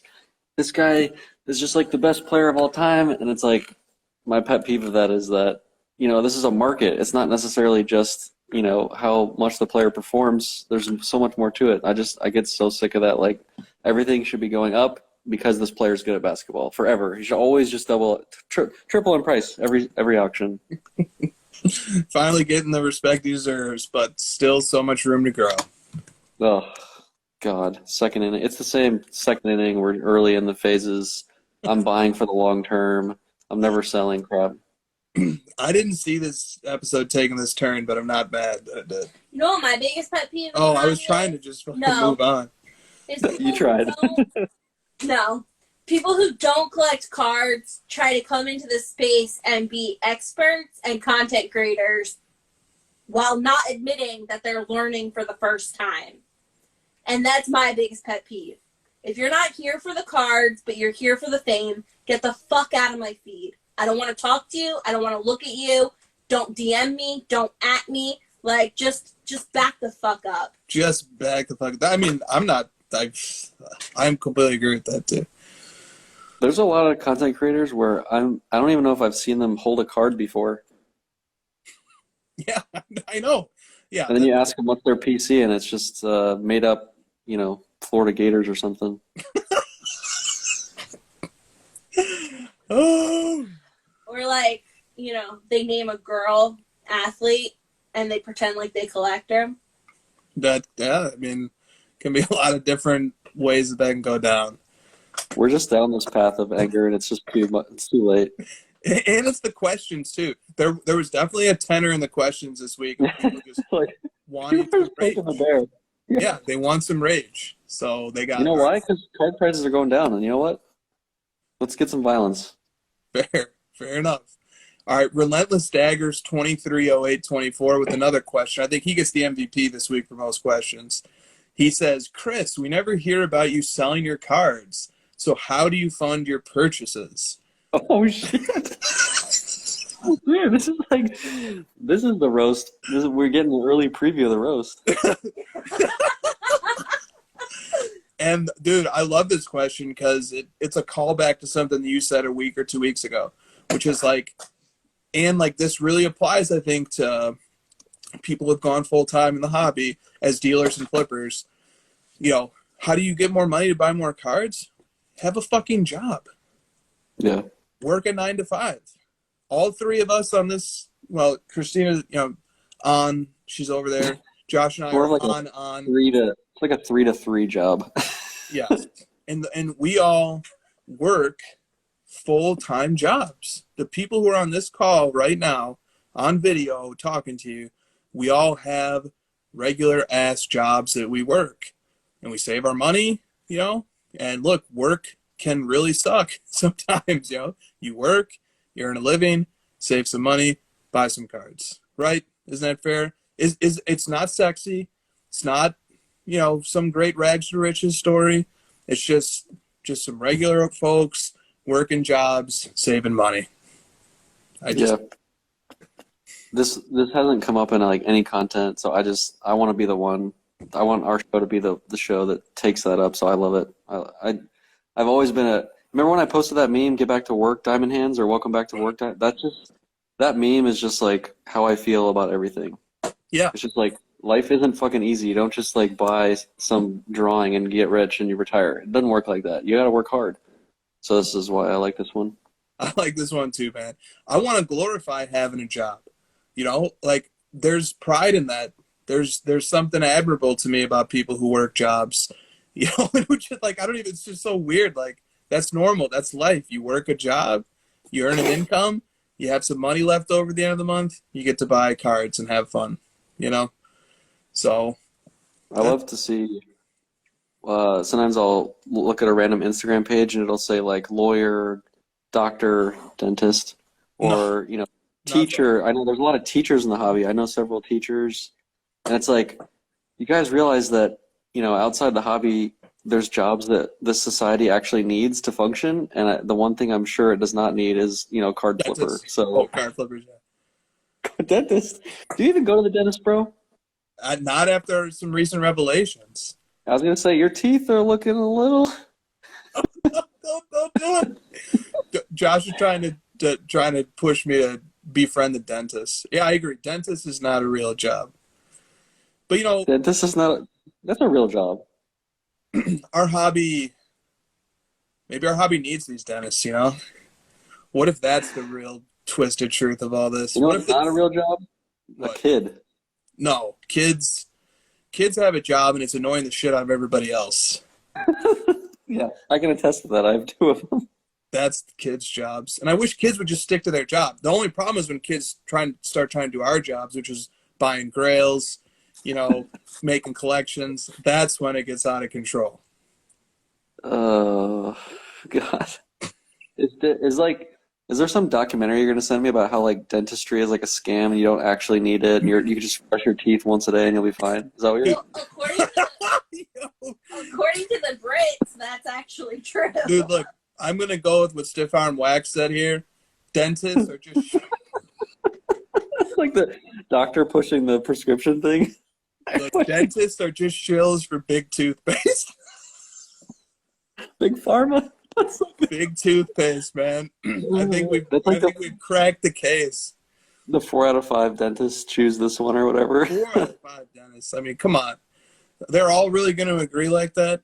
4 out of 5 dentists are shills for big toothpaste or big toothbrush industry. The freaking floss industry would be nothing without these dentists. Big floss, big cavity, Big root canal. big fillings. Dude, I've been to the dentist every 6 months my entire life. I'm just like, I'm part of this scam, so just blame me. You ever had a cavity filled? Oh, I've had a root canal. Woo! But did you actually take that little mirror, put it in your mouth, take another mirror to look in that little mirror and see if there really was a cavity? That's like where you're like, have you ever actually seen him with that guy? You know, like those movies where it turns out like, I don't want to spoil any movies, but Fight Club. Like, well, now we've also taken down the dental industry and exposed it. Have you? Oh my God! This is like the moon landing. Have you ever actually looked at your own cavity and seen it? I'm just saying. What if the whole industry is a sham? All right. I do tip my urologist because I'm unable to pulverize my own kidney stones. That's digging deep into the office well. Yeah, tipping your urologist, I don't know, could have a few meanings. All right. That's only the OG Office fans know that one. All right. Let's go. Man, some of this stuff just gets the chat really going. I know, it's awesome. They have more comments about dentistry than like, what's the ugliest card? Yeah, because it's easier. Okay. All right. Vinny Slabarino says, always enjoy the show. He always spells that. I know, he's always so fucking polite. I hate it. When I was a kid collecting baseball cards in the 70s and 80s, rookie cards were a thing, but 5th year versus 10th year cards and those cards being less desirable was not a thing. So, like, in other words, like 10th year being less desirable than 5th year wasn't a thing. Like it seems to be today in the hobby. A 5th year Mike Schmidt card was just as desirable as his 10th year card. My question is, how do you think this concept will affect vintage cards in the long run? Will people not want a 10th year Mantle or a 12th year Kareem because they will have grown up with that modern collector's mindset? See you at the National. Thanks, Vinny. Have you noticed that? Like I know like maybe 2nd year, but I haven't really noticed that. Maybe that's like a LeBron thing, but I've always thought like they're all kind of equal-ish. I think it is a thing. I think early first, and I think it has to be in the modern landscape because there's so many damn cards. Yeah. I do think, first, second, third, 4th year stuff of players who are, have cards, especially over the last 5 or 10 years. Like, yeah, I think there is. I think, a 2nd year Prism Gold is going to be more desired than a 7th year one. Yeah. Probably. Well, I want to try to answer that question because something popped in my head. I've heard, some people have takes that like vintage baseball will slow down because the people that collect it are older and eventually those people will, pass away. And I always respond with like, I don't think there's anyone alive that like watched Honus Wagner play and his cards are still worth a ton, and Babe Ruth, and it's like I just have never understood that logic. I just always think you're always going to have people that really want to buy the first of something or like the oldest player, even if they haven't seen them play. And the reason I bring that up for this question is if some of those rules apply to vintage baseball that we don't know about for modern, I think those will stand the test of time, and like the vintage people will carry that forward. They'll pass that down to people like this is how vintage works. So I usually like lean towards some of like the unwritten hobby rules kind of living through some of that. Yeah, great point. Although Blades of Steel takes issue with that. He says he's actually 130 years old. Have you heard that take before, right? Like, oh, vintage is going to eventually fade away. And like, what? Yeah, totally. Look, and people need ways to rank stuff. They just do, And so, like, proximity to rookie year is one way to rank stuff, but there's other ways. Yeah. Population. If we're talking 60s vintage stuff, and one one mantle is a super low pop PSA 10 and the other one has 5 times as many PSA 10s. That's going to be a factor of the hierarchy of which one's more desirable, the one that's more rare. I think rookie class matters in the desirability of a particular year of products. So there's going to be lots of different ways that you can rank order cards. There just are. And some of them are not going to be super predictable. Like 97, 98 is my favorite year of cards ever. And why? Because that was when, so many of the great parallels got introduced. So I think proximity to rookie year is one way to do it, but there's lots of ways that you can end up ranking and prioritizing which cards you like the most. The guys who were rookies before Panini, like Kobe, LeBron, and a few other players that have like jumped over to the Panini era as well, kind of break that rule a bit because people are looking for like specific Panini cards of that person, and then they're looking for like early rookie, and there may be something lost in the shuffle in the middle for some reason. Right. Okay. Drake's PC back again says much has been made about patches not being game worn. With game worn patches and older products often selling for relatively inexpensive prices, do you have an ethics issue? If Panini, for example, were to buy game-worn patches of Peyton or Tom Brady, etc., out of lower-tier Upper Deck products, take the patch out of the card, put it in the new Panini product, then have Peyton or Brady sign the card, label it a 1 of 1. That way they can claim it's game-worn and collectors are happy. Repurposing patches, what do you think? Drake's asked a lot of questions when he's getting to this level of creativity. This is a creative one. I have never heard this before. Well, what if, here's an issue I could find with it, a hypothetical issue. How do you trust if you buy the game used jersey on the secondary market yourself, then you've got 1 degree of separation between yourself and the provenance of the item. But if you're buying a game used patch that was inserted in a different card by a different manufacturer, on what grounds can you guarantee and certify that particular patch or piece of memorabilia came from a truly game-used item? Now you're referencing the guarantee that was made by another company. I think that 2 degrees of separation is problematic. Yeah, my bigger problem is that we're destroying old cards. I'm not a fan of ruining cards just because they're, cheaper cards. What if there's a person out there that needs that card for a set or a kid that wants it or something? That I'm not a fan of like destroying cards. Got to show love to all cards. Yeah, I don't know though. In Drake, if there are other ethical issues that you saw with this, I'd be curious to hear what they are. I'm not a huge memorabilia. I'm not a huge memorabilia card guy, so I don't spend a ton of time dwelling on this, but I know it's a big issue. Yours feels right. Your take of you're basically riding the back of another company's authentication instead of authenticating yourself. Right. Yes. So what's the back of the card going to say? This guarantee that this was taken from an Upper Deck card. That guaranteed. Yeah. It feels weird all around. Yeah. Yep. Okay. Crypto Collect says, I did a little bit of research today using your app, comparing the card values of GOATs like Jordan, Kobe, Magic, and Bird during their playing years versus their post-playing years. It's not very close. The playing years cards are far more desirable and valuable than the post-playing years cards. But brands like Flawless, Exquisite, certain autographs, certain Upper Deck autograph patches, certain 1 of 1s from certain products have held up and done pretty well. Can you think of a product from Panini of a retired veteran player or a retired all-time great that you hypothetically would collect, even though it's post-playing years? Would it be a gold prism Michael Jordan? Would it be a Kaboom of Kobe, etc.? This is you, buddy. Well, I actually got an advanced prototype of the 2023 Prism Gold set.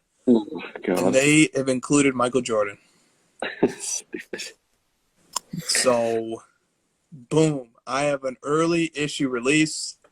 It's very And shiny. look, they copied the 2012 design. They Prism copied- at it again. It's the flashback again. It's the flashback of all flashbacks, because MJ is making his Prism debut. So watch out for that card. Actually, you guys are getting a little sneak preview of a card letter business card that will be at the National promo card with the promos. Don't try to scan this. Don't try to scan this when you're watching this video on the playback. Don't try to get that QR code. Let's think of a real answer now. I mean, the gold Prism Penny Hardaways are pretty neat. I have one. All right, go ahead. Yeah. You have the 2013, the PSA 10. I do. I do. And of course, the PSA 10. People in the chat thought that might have been a real code. Yeah. Gotcha. You gotta sleep it. I appreciate the chat doing that, because a lot of times I feel like you guys are quicker and outsmarting us, but now I feel a little better. Would you actually want to own that card? You know, obviously it's going to be expensive, but Not at the price that it's going to cost. yeah, outside of that, so try to pretend that's not real. I would love to own. I think it's a great card. I think it will deserve the price, but I'd love to own that card. Like a Prism Black MJ. I mean, that'd be fun. But Did you look, say that it will earn that price, as if it will happen? yes. Do you know something we don't know? Michael Jordan is coming to Panini 2023. All right. So, yeah, but I mean, look, I have intentionally narrowed my focus of collecting to plain years cards for Michael Jordan for a reason, a budgetary reason. So, Right. it is what it is. Wait, you're not a billionaire? You Well, don't look, just make a bunch of money by flipping cards? if I tilt the camera a little bit this way, you'll see my money tree where Oh. I grow cash. AKA Christina. Because Christina's on that side of you. Go back to work. I just want to, because you talked about the promo cards, that's one of 5 promo cards that will be at the National, at the card letter booth. Card letter booth is sharing with My Slabs number 145 on Wednesday, Thursday, Friday, and Saturday. We will have one card for each day posted up at the booth. Come check us out. Collect them all. The 5th card is a collectible booth exclusive. So you have to go to the collectible booth to get it. All of them are hand numbered. By Christina. So, Christina. I hate them. You literally were the one who said they had to be hand numbered. I was like, no, who's going to hand number them? And you were like, I will. I'll hand number Hey, them. let me see the LeBron. Right. When she finished hand numbering them, you're like, you know what? Let's scrap that idea. All right, here's just a little preview. All right, so you only get. I haven't seen these. I have not seen these. You only get one chance. Only one of these will be set out per day, and there's only 500 of each. Got that one. Oh, this is fucking cool. All right, this is for you, Josh. Oh, it's like the triple logo, man, with the No, bird magic. Yeah, it's a better looking card than the Yo, it is. It's like 3 action shots. Yeah, dude, from the Heat, the Cavs, and the Lakers. That is sick. I need one of those. Well, you What a great idea. Do you want number 6 of that one? Oh yeah. Oh, they're hand numbered on those ones? Yeah, everything's hand numbered. Dude, when I first was like thinking about this whole business card thing, I was like, oh, I got the QR code, I got it coded and Stripe and all that. And then I was like gonna coordinate with Nick, and then Christine's like, oh, he's done. He like made this whole thing where I'm like, oh my god, this is such a good idea. Yeah, the LeBron one and the Jordan Gold are probably gonna be our favorites for sure. That's cool, just conceptually, and that's very cool conceptually as well. If I'm not big on, getting handouts and using my power to get things, but I want the 6 out of whatever that card. I already pulled the 6s for all of them for you. Don't do all of them. There might be like a 6 person out there. Just the LeBron. Just LeBron? Okay. That Jordan is like pretty sick too. Then Dude, the that's not Brady with like the Tom Tiger Brady. Woods, that's like kids, yeah. And then this Connor is McDavid, the OPG with McJesus. Gretzky. Yep, this is McJesus. So he's playing athletes to different eras of cards. Smart. Yes, it is. All right. Nothing gets past me. All designed by Stiff Arm Wax. All right.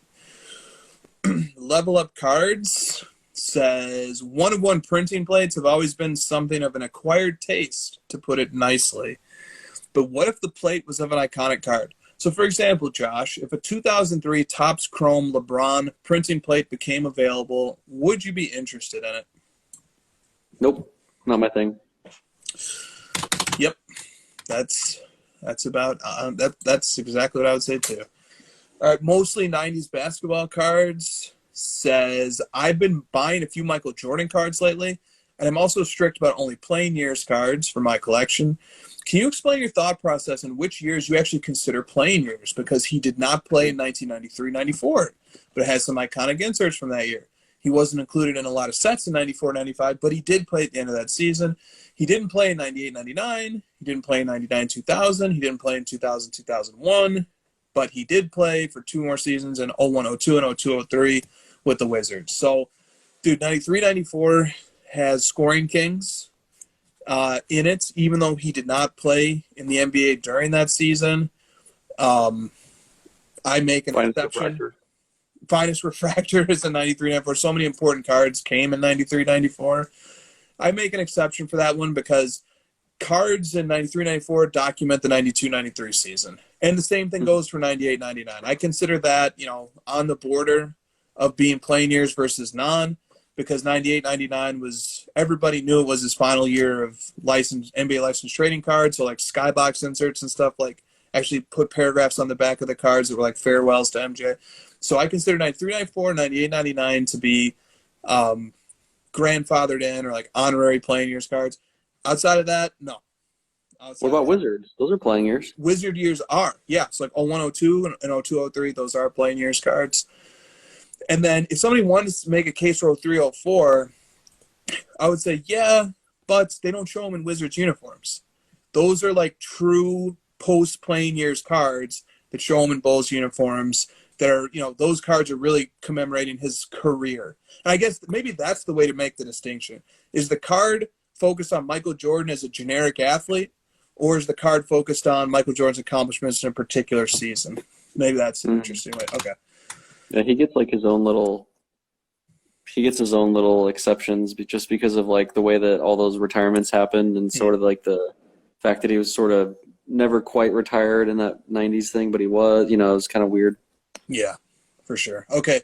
Vinny Slabarino says, if you grew up in the 70s and the 80s, which had no rookie patch autographs, no parallels, very limited amount of basketball cards, do you think you would still be a card collector? And if so, what would you have collected in the 70s and the 80s?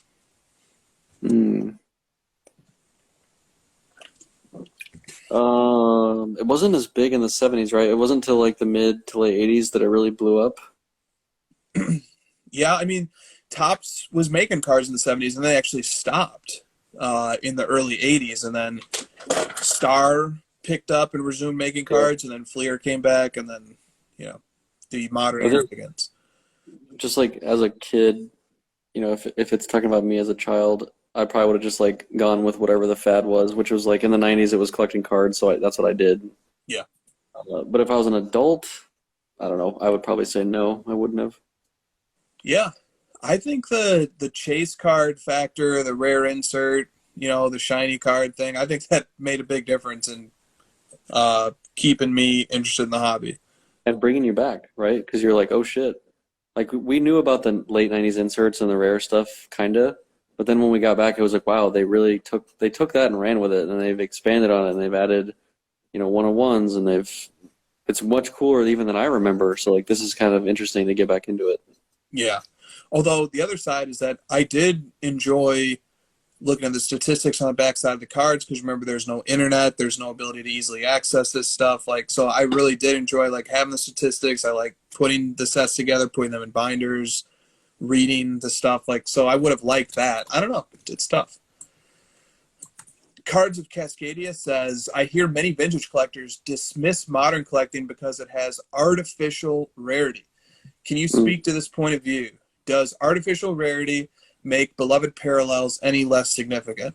And so, like, just the concept of artificial versus natural rarity. Artificial rarity means the manufacturer intentionally produces a limited serial numbered version, quantity of cards. Like they print only 10 Prism Golds on purpose and they number them to that.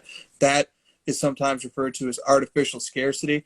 Natural scarcity in the vintage community is the concept of over time there was attrition, cards got lost, cards got put into bike spokes, only a few of them survived in good condition. So, 52 mantle tops, PSA 10 has a population of 3. That's natural scarcity. The manufacturer didn't intend to limit the print run of this item. It just so happens that over time, only 3 PSA 10 copies emerged.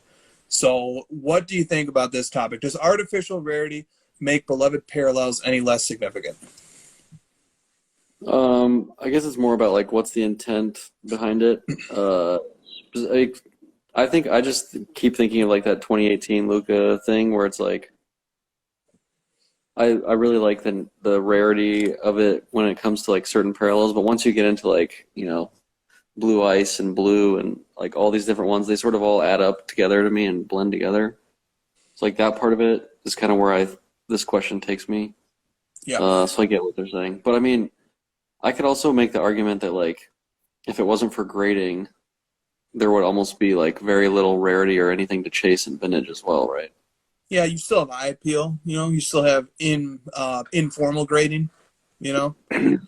My copy is nicer than yours. Look at the centering, look at the corners. I'm not, hey, I like this vintage propaganda. Vintage guys have this propaganda piece. Our scarcity is better than your scarcity. I love it. Have it, take it. You guys need some arguments. And I think that's a cool one, and it's a fun one. To me, it's very counterintuitive. Remember, I'm biased. I'm a guy who grew up in the 90s, and I collect ultra modern. To me, it's counterintuitive. To me, natural scarcity is cards that are numbered to 10. That's how the card was made. It was how it was designed to be made, and the print run is 10. That's how it was manufactured. That's what the card is. There's 10 copies, period. And to me, the artificial scarcity is the scarcity that is created by grading tiers.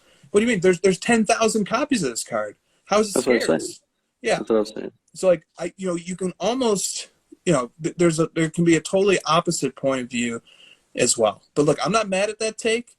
I like that take from the vintage community, and I don't want to have it. Enjoy it. Use it, enjoy it, have it. I like the pride that vintage collectors take.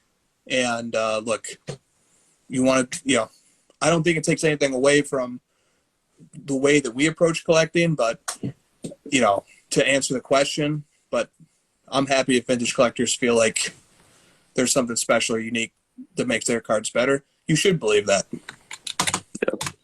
I wanted to say one last thing on this, then we'll move on. The 90s parallels for me hit like peak perfection of how this is handled, and because you've got like the common like almost flooded base, and then you could have some grading scarcity in there if you want with like Metal Universe 97, and then you have generally, except for the green and the red, you have one parallel, and it's out of 50 or 100 or whatever, and it's just like the one parallel version of it that's usually much more stunning visually than the base. It stands out in the packs. It's very shiny.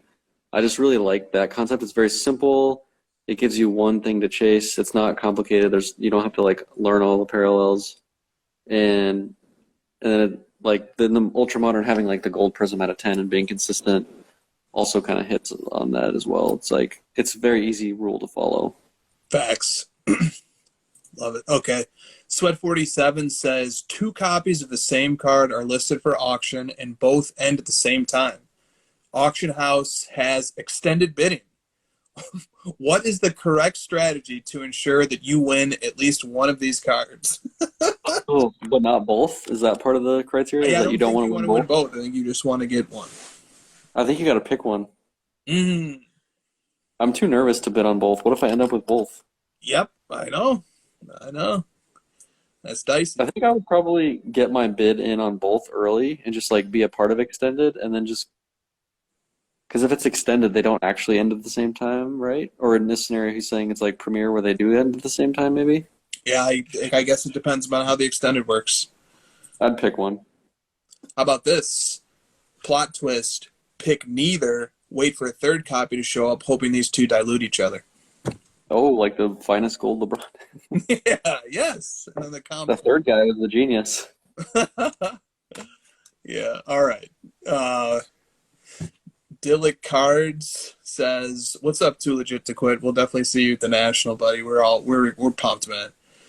Dillick Cards says, "Did you see that Optic Football has different variations of downtown now?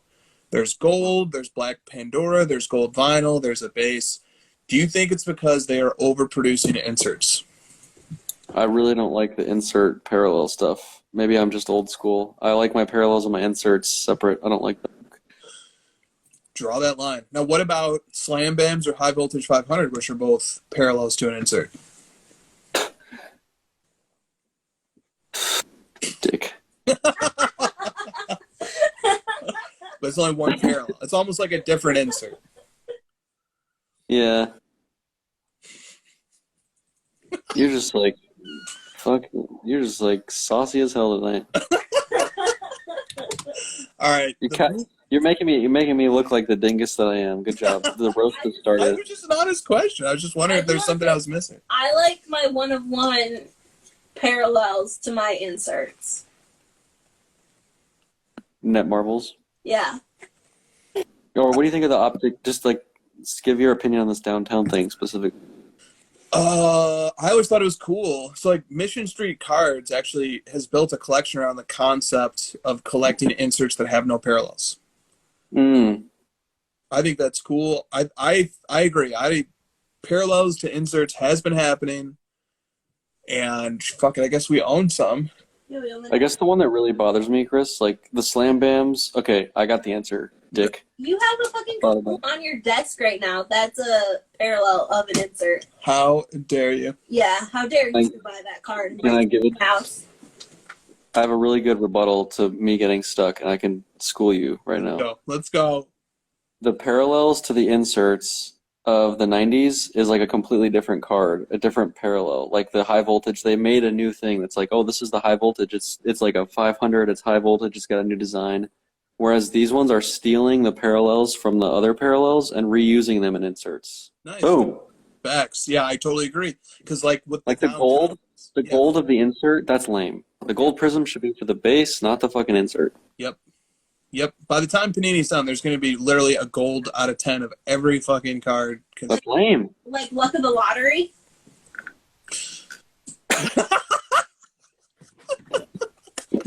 It's your turn, bitch. Let's go. This guy just signed a big deal. Yeah, kinda. How about this? How about I just believe things based on how much they suit my personal proclivities at the moment. I don't adhere to any general or universal rules, and that gives me permission to contradict myself and be a hypocrite at my leisure. You have been watching Frasier. No, but fuck, I'm gearing up for it. That was lawyer speak. Post national, we're totally going all in on Frasier. I tell you right now. Ugh. What if like on the Friday the national, it's just like, where's Chris and Christina? And we're just chilling at the hotel, just watching on a Frasier binge. Well, I heard Friday that I'm listening. I heard Friday you want to like troll everybody and go to an ironic party, and I didn't know about this, so we gotta talk about that. We should do that. Also, like our dear friend Chase asked a very serious question on Clubhouse today. He said, "Hey, are you guys gonna at Card Ladder do any systematic tracking of sales volume that's happening on the floor at the National?" And I said, "Well, Chase, I mean, I love the spirit of that question, but I think we're just gonna be walking around trolling people and messing with people at the National." So I was gonna say one of my favorite things is when people like know of us, but they don't watch the show, which is it's fine. You know, I'm not saying like everyone needs to listen to everything we say. It's just funny when they like, you know, they see that we have a show and we're public figures or whatever, and so they just like assume that we have the same influencer takes as everybody else, and they're like, oh, you guys must love, vintage baseball right now, and you must love NFTs, and we just are like, we're not here for that. We're just like, nope, that's not us. You're thinking of the wrong people. That's stupid. We hate that. Like, oh, really? I thought influencers were supposed to be positive about everything. No, maybe they are, but no. Indeed. And look, that's the thing. Like, hey, National, it is a work trip for us. I think that's fair to say. We're there representing our brand and representing our business. But we're also there as collectors, and this is honestly a vacation for us, and we're going to be having a buttload of fun. So that's just how we roll. That's how we hobby. So we have fun by trolling and shit talking. Yep. Let me make an announcement here. Let me make a huge announcement. This is big news. Christina is involved in this heavily. At the National, on the main stage between 10 and 11 a.m., there is a Women in the Hobby box break. Okay, and 1986 Fleer box will be broken. Very cool, obviously. But here's the real headliner. A 1997-98 Metal Universe box will be broken involving Christina, whose dream, since we got back into the hobby, what has been your dream? To rent a 97 Metal Universe box. To open those boxes. And I've always balked at the concept because I was like, we're going to spend a boatload of money on this box and we're going to get nothing. Our best case scenario is like a Steve Kerr PMG Red or something. We're just not going to get anything. But now this is somebody else's box, but Christina gets to open it. This is Candyman's box. So that Which day is something you will want to watch Christina rip this box. What day? Thursday. 10 a.m. Thursday at 10 a.m. Thursday at 10 a.m. I'll be double fisting espresso shots. That's early. That's super early. Yeah. So little PSA there. Maybe Christina, you can like crop that out of the show and post it or something. Christina's going to be there at 10 a.m. Then I have no excuse not to be there at 10 a.m. Dude, we'll all be there. Then, Josh. We'll all be there. Doge will be there too. What if she fucking does pull like a PMG green or something? Well, Hoj has got to be everywhere because he's campaigning. No, I'm not. And yeah, I've already hit up Ray. No. He knows it's a big sham.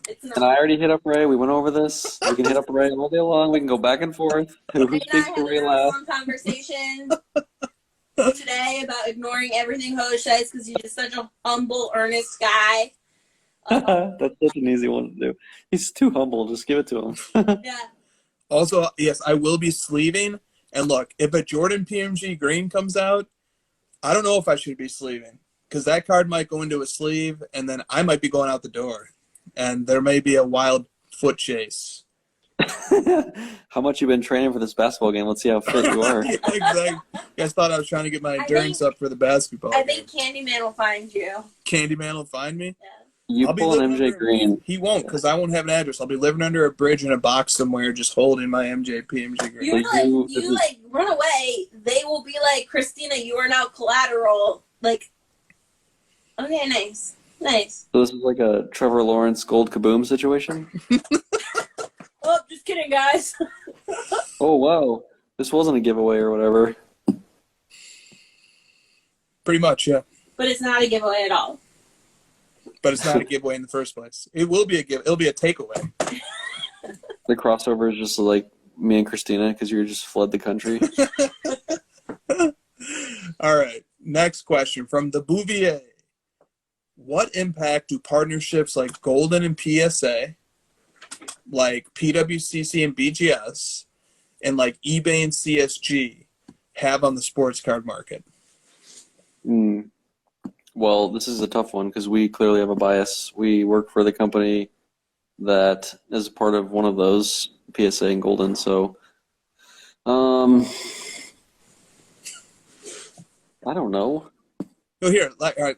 Let's. I can take this one as a. I can take this. Lawyer it up. The softball approach. The softball approach to this question is that these partnerships make it easier to get cards graded.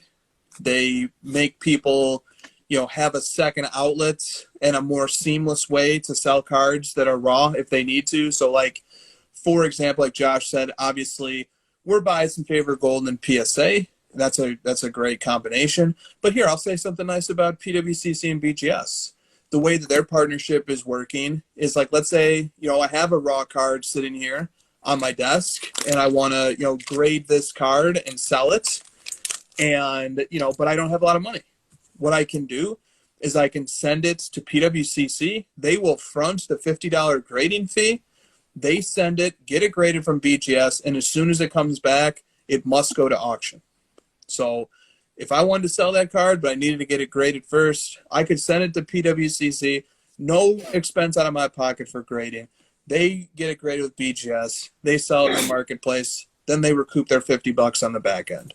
So that's pretty neat. That's a way to let people, grade and sell cards that it might be a little more of an arduous process if you had to do it in a different way. So I think it's good. I think all these partnerships are facilitating and making it more easy for people to get access to the expertise that third-party grading companies provide. Yeah, especially when you're new to the hobby and you're not quite sure and you're having trouble figuring out which, 7 companies do I need to research to figure out how to make this whole flow work. And if you can find one that you trust and they can handle most of the, but for guys like us who have been in it for a while, we already have picked out kind of our individuals, so it doesn't apply as much. That's why I'm kind of struggling with the question. Totally. I'd say overall it'll end up helping the hobby. Yeah. Absolutely. I think it's always a good thing to see hobby businesses partnering up and making life easier for collectors and investor flippers, dealers in whatever order. So I think that that's a good thing. But I agree, like, me personally, like, I'm not really going to take advantage of any of that stuff. All right. Excellent. Christina has weighed in. If anyone was wondering, yeah. Frozen Inferno Collectibles says, what are your thoughts on Panini Christmas sweaters making their way into National Treasures relic cards? Brutal, man. Fucking brutal. Let me see if I can find a picture of this. I want to support you as my friend collecting Panini, but sometimes I'm just like, what is going on with this Panini company? What the fuck? I know. How dare they make a mistake? Make a mistake? This is just like a blatant like decision by someone to do this. This is sabotage. A mistake is like, oh, whoops, I didn't mean to put a Christmas sweater into a freaking card. Yeah, this is an error of first impression as far as I'm aware. It's an error, like it's just that one card. Well, okay, so I've actually talked to the Panini people about their process for cutting stuff up. So, I'm giving them the benefit of the doubt because the way that they cut it up is they don't look at the front, they look at the back, and every corner, like every clip of the item has a skew and it says who the player is and and what year it is or something like that. And I imagine that this is a mistake that someone just grabbed one and put in. And I'm agreeing with Chris. I think this is a mistake. If it's not a mistake, it's kind of a funny troll. If that's what they were going for. Do you want to be on camera tonight? You want to do sales tonight? That's what I thought. You don't have to make my arguments for me, Christina. Although we do appreciate your expertise as you weigh in on this topic.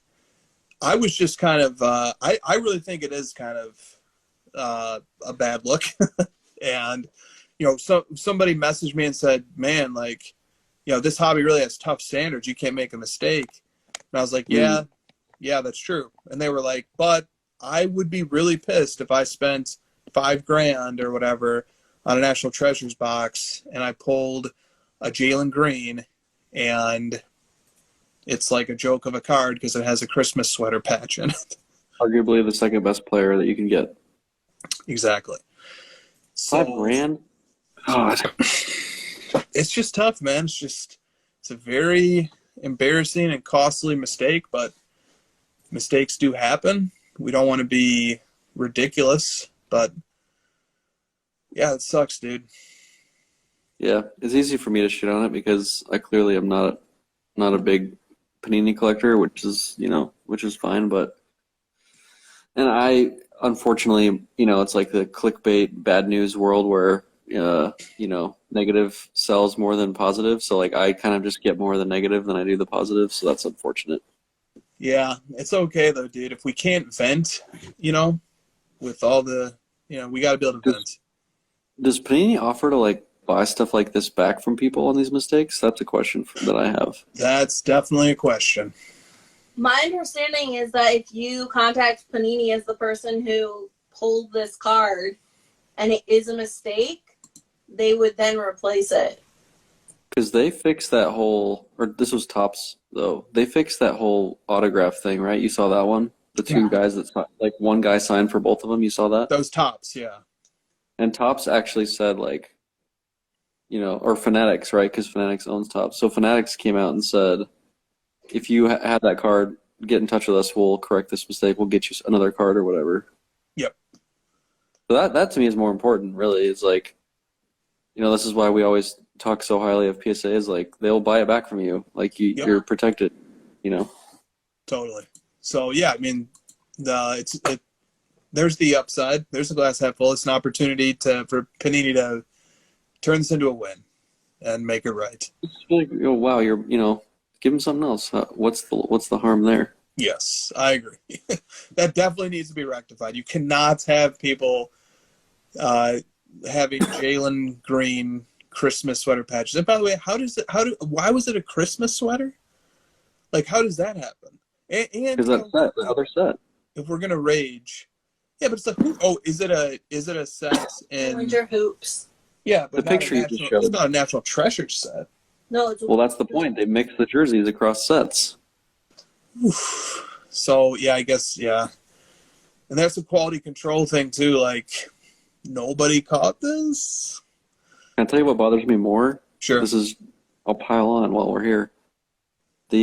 Search the Scotty Barnes one. Did I talk about this already? Mm-mm. Look for the Scotty Barnes Prism photo. It's literally like a Photoshop picture of him from high school. Oh yeah, I've seen this. Yes. That would bother me way more. It's like, come on, seriously? The product is like a year late, and you still don't have a photo of him in the NBA? What do you mean? He's in his NBA. It's not even college, bro. It's like it's not even Florida State. It's high school. Yeah. He looks super young in that photo. It's a nice Photoshop job. They're all Photoshopped, says South Park Cards. Wouldn't Photoshop bother you, Chris? No, I mean, how does it look? Ugh. It's a picture of Scotty Barnes, like. This is the guy that doesn't collect jersey or auto cards, so like that I get it. Correct. Yeah, I mean, look, dude, like, I don't know. Yeah, I agree though. Like, I'm not like melting down over it, but I do agree that it's better to have an in-game photograph from the rookie season. That's definitely better.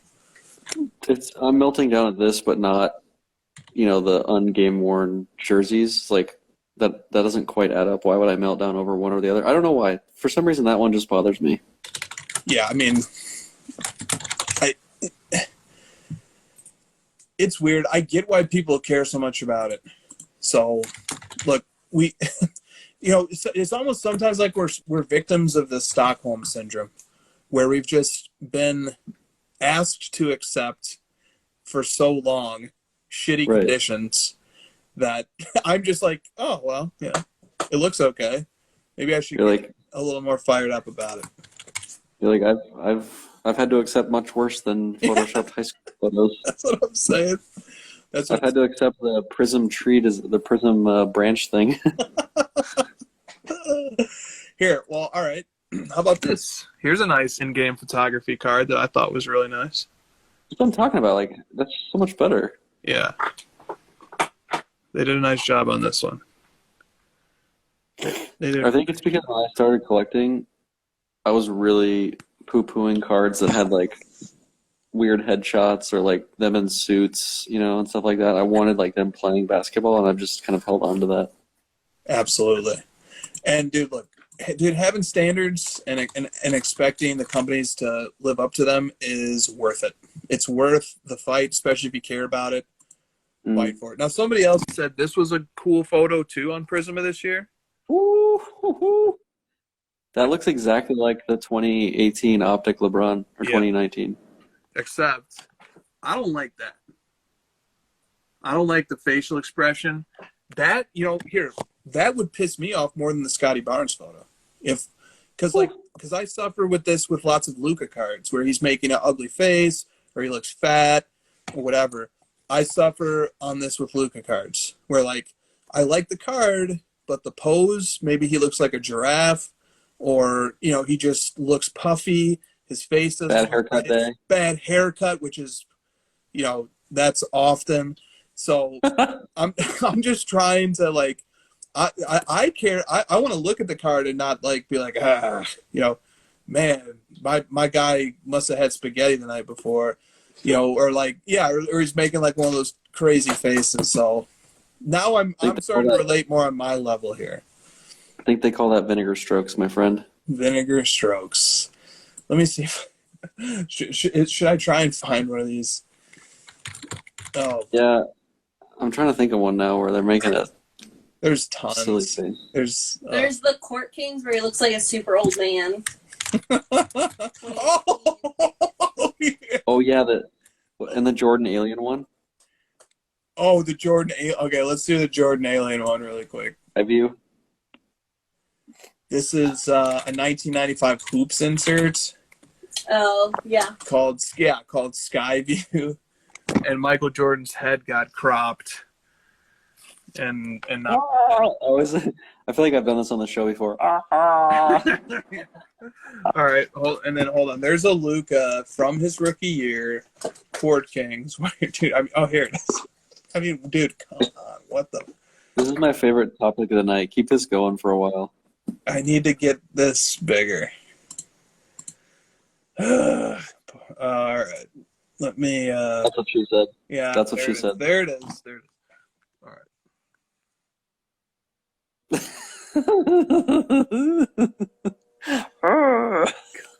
What the fuck, man? He looks like what are you doing? He looks like a 70-year-old Slovenian or something. I don't understand. Yeah. That pisses me off the most. Yeah, that could be from the dopest dunk he ever did in his life in a game, although it's not. But it could be. And I would hate it because of this. He looks like he's taking a dump. Google image, real quick, while you're there. Google image Chandler smile.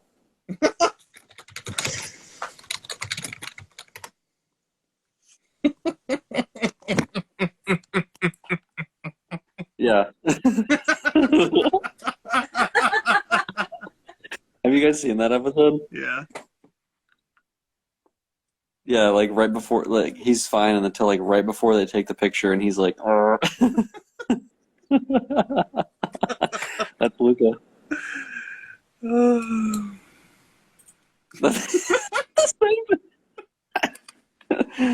Nailed it. I always think of this. This isn't the same. This is not the only one. There are lots of Luka cards where I will never buy that card because I hate the picture. It makes him look terrible. This isn't the same, but kind of where Zion's cradling the ball. I just can't look at that card and be like, oh yeah, I love the teddy bear basketball card. Yeah. I wasn't so bothered by that pose. Here. By the way, this is a fucking cool card.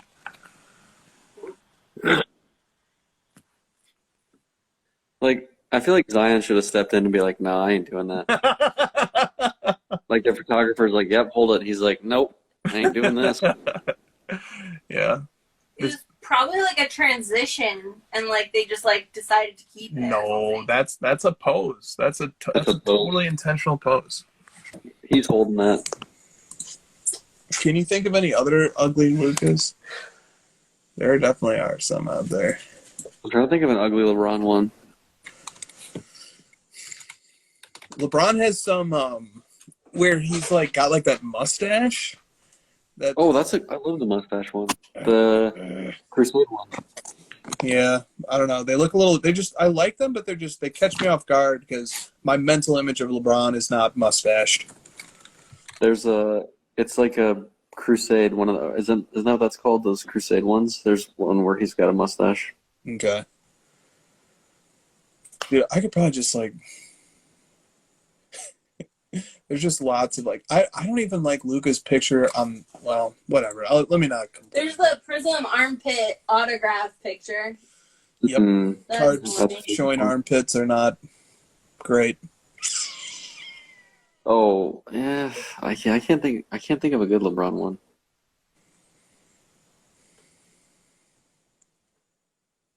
There's like this style or this era of photography where it's like natural poses, aka people looking ugly. You know, it's a thing. Like dad bod? Mm-hmm.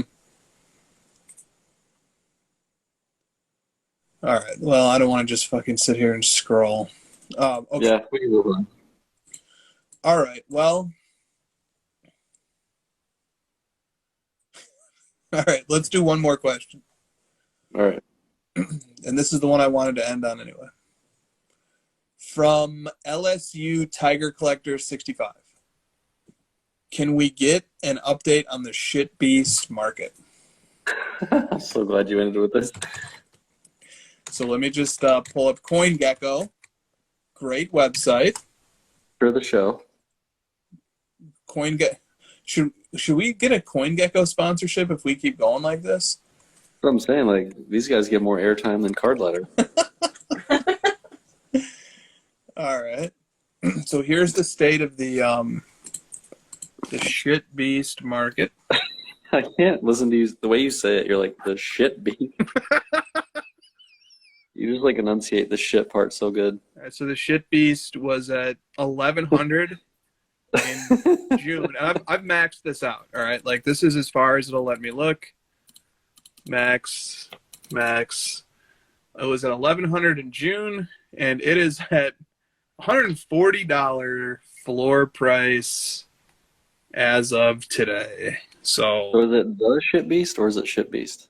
Oh, that's a great question. Shit beast, abbreviated SB. Oh, call me shit god. Got it.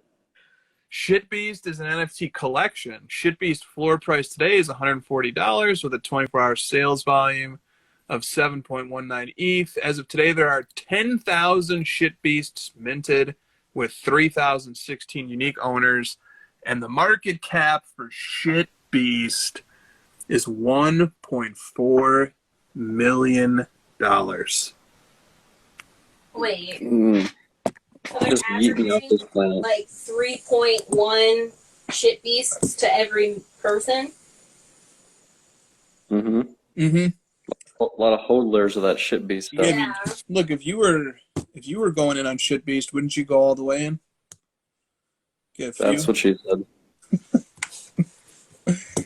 Shout out to our friend David Marino, who owns one of those.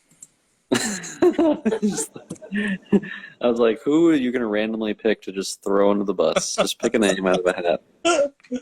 It sucks too because he's currently on vacation like before National, and he has no Wi-Fi in his hotel, so he's not gonna know about this. So everyone who sees him at National, ask him how his shit beast NFT is doing.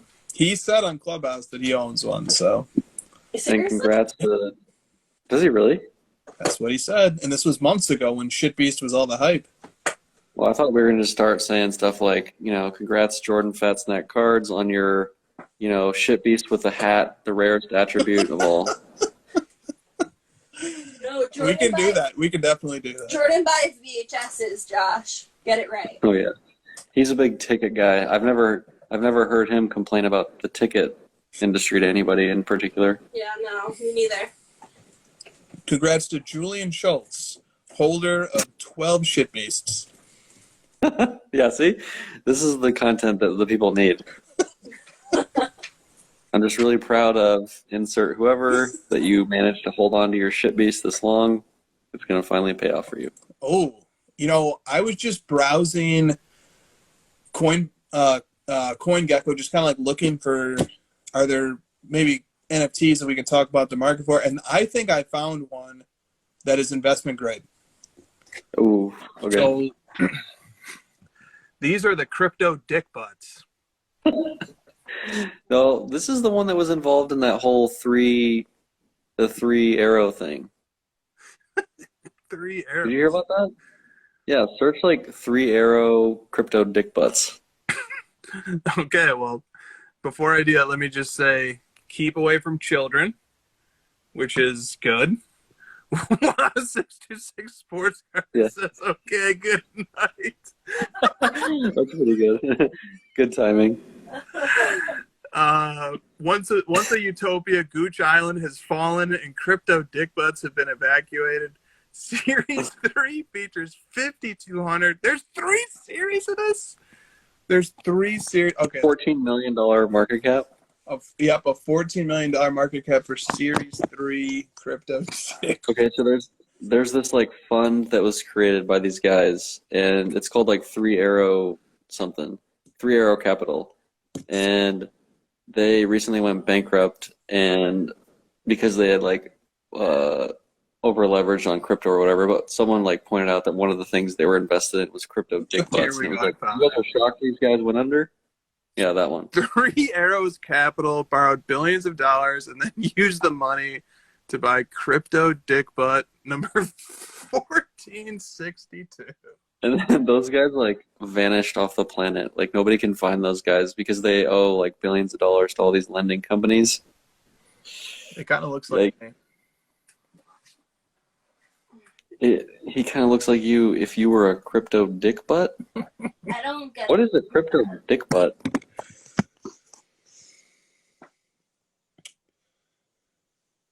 I thought it wouldn't be fun making fun of NFTs anymore because like it's a lot easier. Hey, they're doing great. But it's still a lot of fun even when they're down. I mean, we're complaining about Christmas sweaters. At least we don't have shit beast and dick butts, whatever that means. Dude, CryptoDickButts is it's number 41 on CoinGecko's chart. So like this isn't something obscure. This is one of the hottest NFTs in the game right now. Well, that's kind of the point of it, isn't it? That like almost like the more ridiculous you make it, the more like of a cult following it gets, because it's ironically turning the mirror around of like, oh, this isn't real, so let's just like take it all the way and make it so not real. Yes, I love that. NFTs, interesting, clever. Is it clever? There's one called Invisible Friends. These guys have a lot of those. It's just like a white background of nothing. All right. Great. The 626 summed it up perfectly, didn't he? Who did? 626. Yeah. That's our cue. That's our curtain call. He's probably like with his family or something, and he saw this like, all right, well.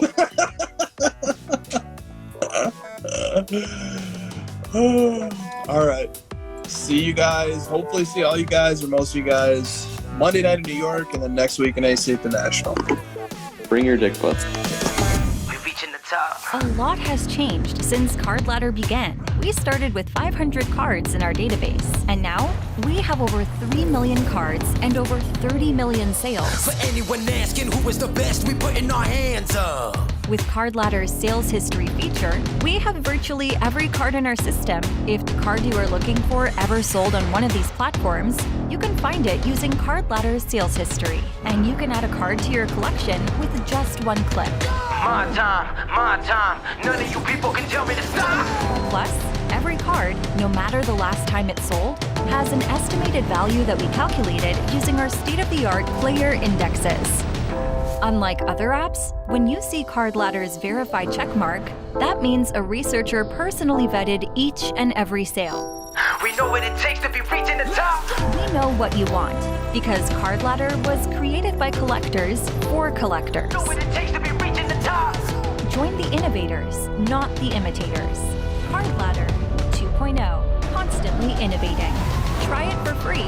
See why Card Ladder is the industry leader in sports card data. We know what it takes to be reaching the top.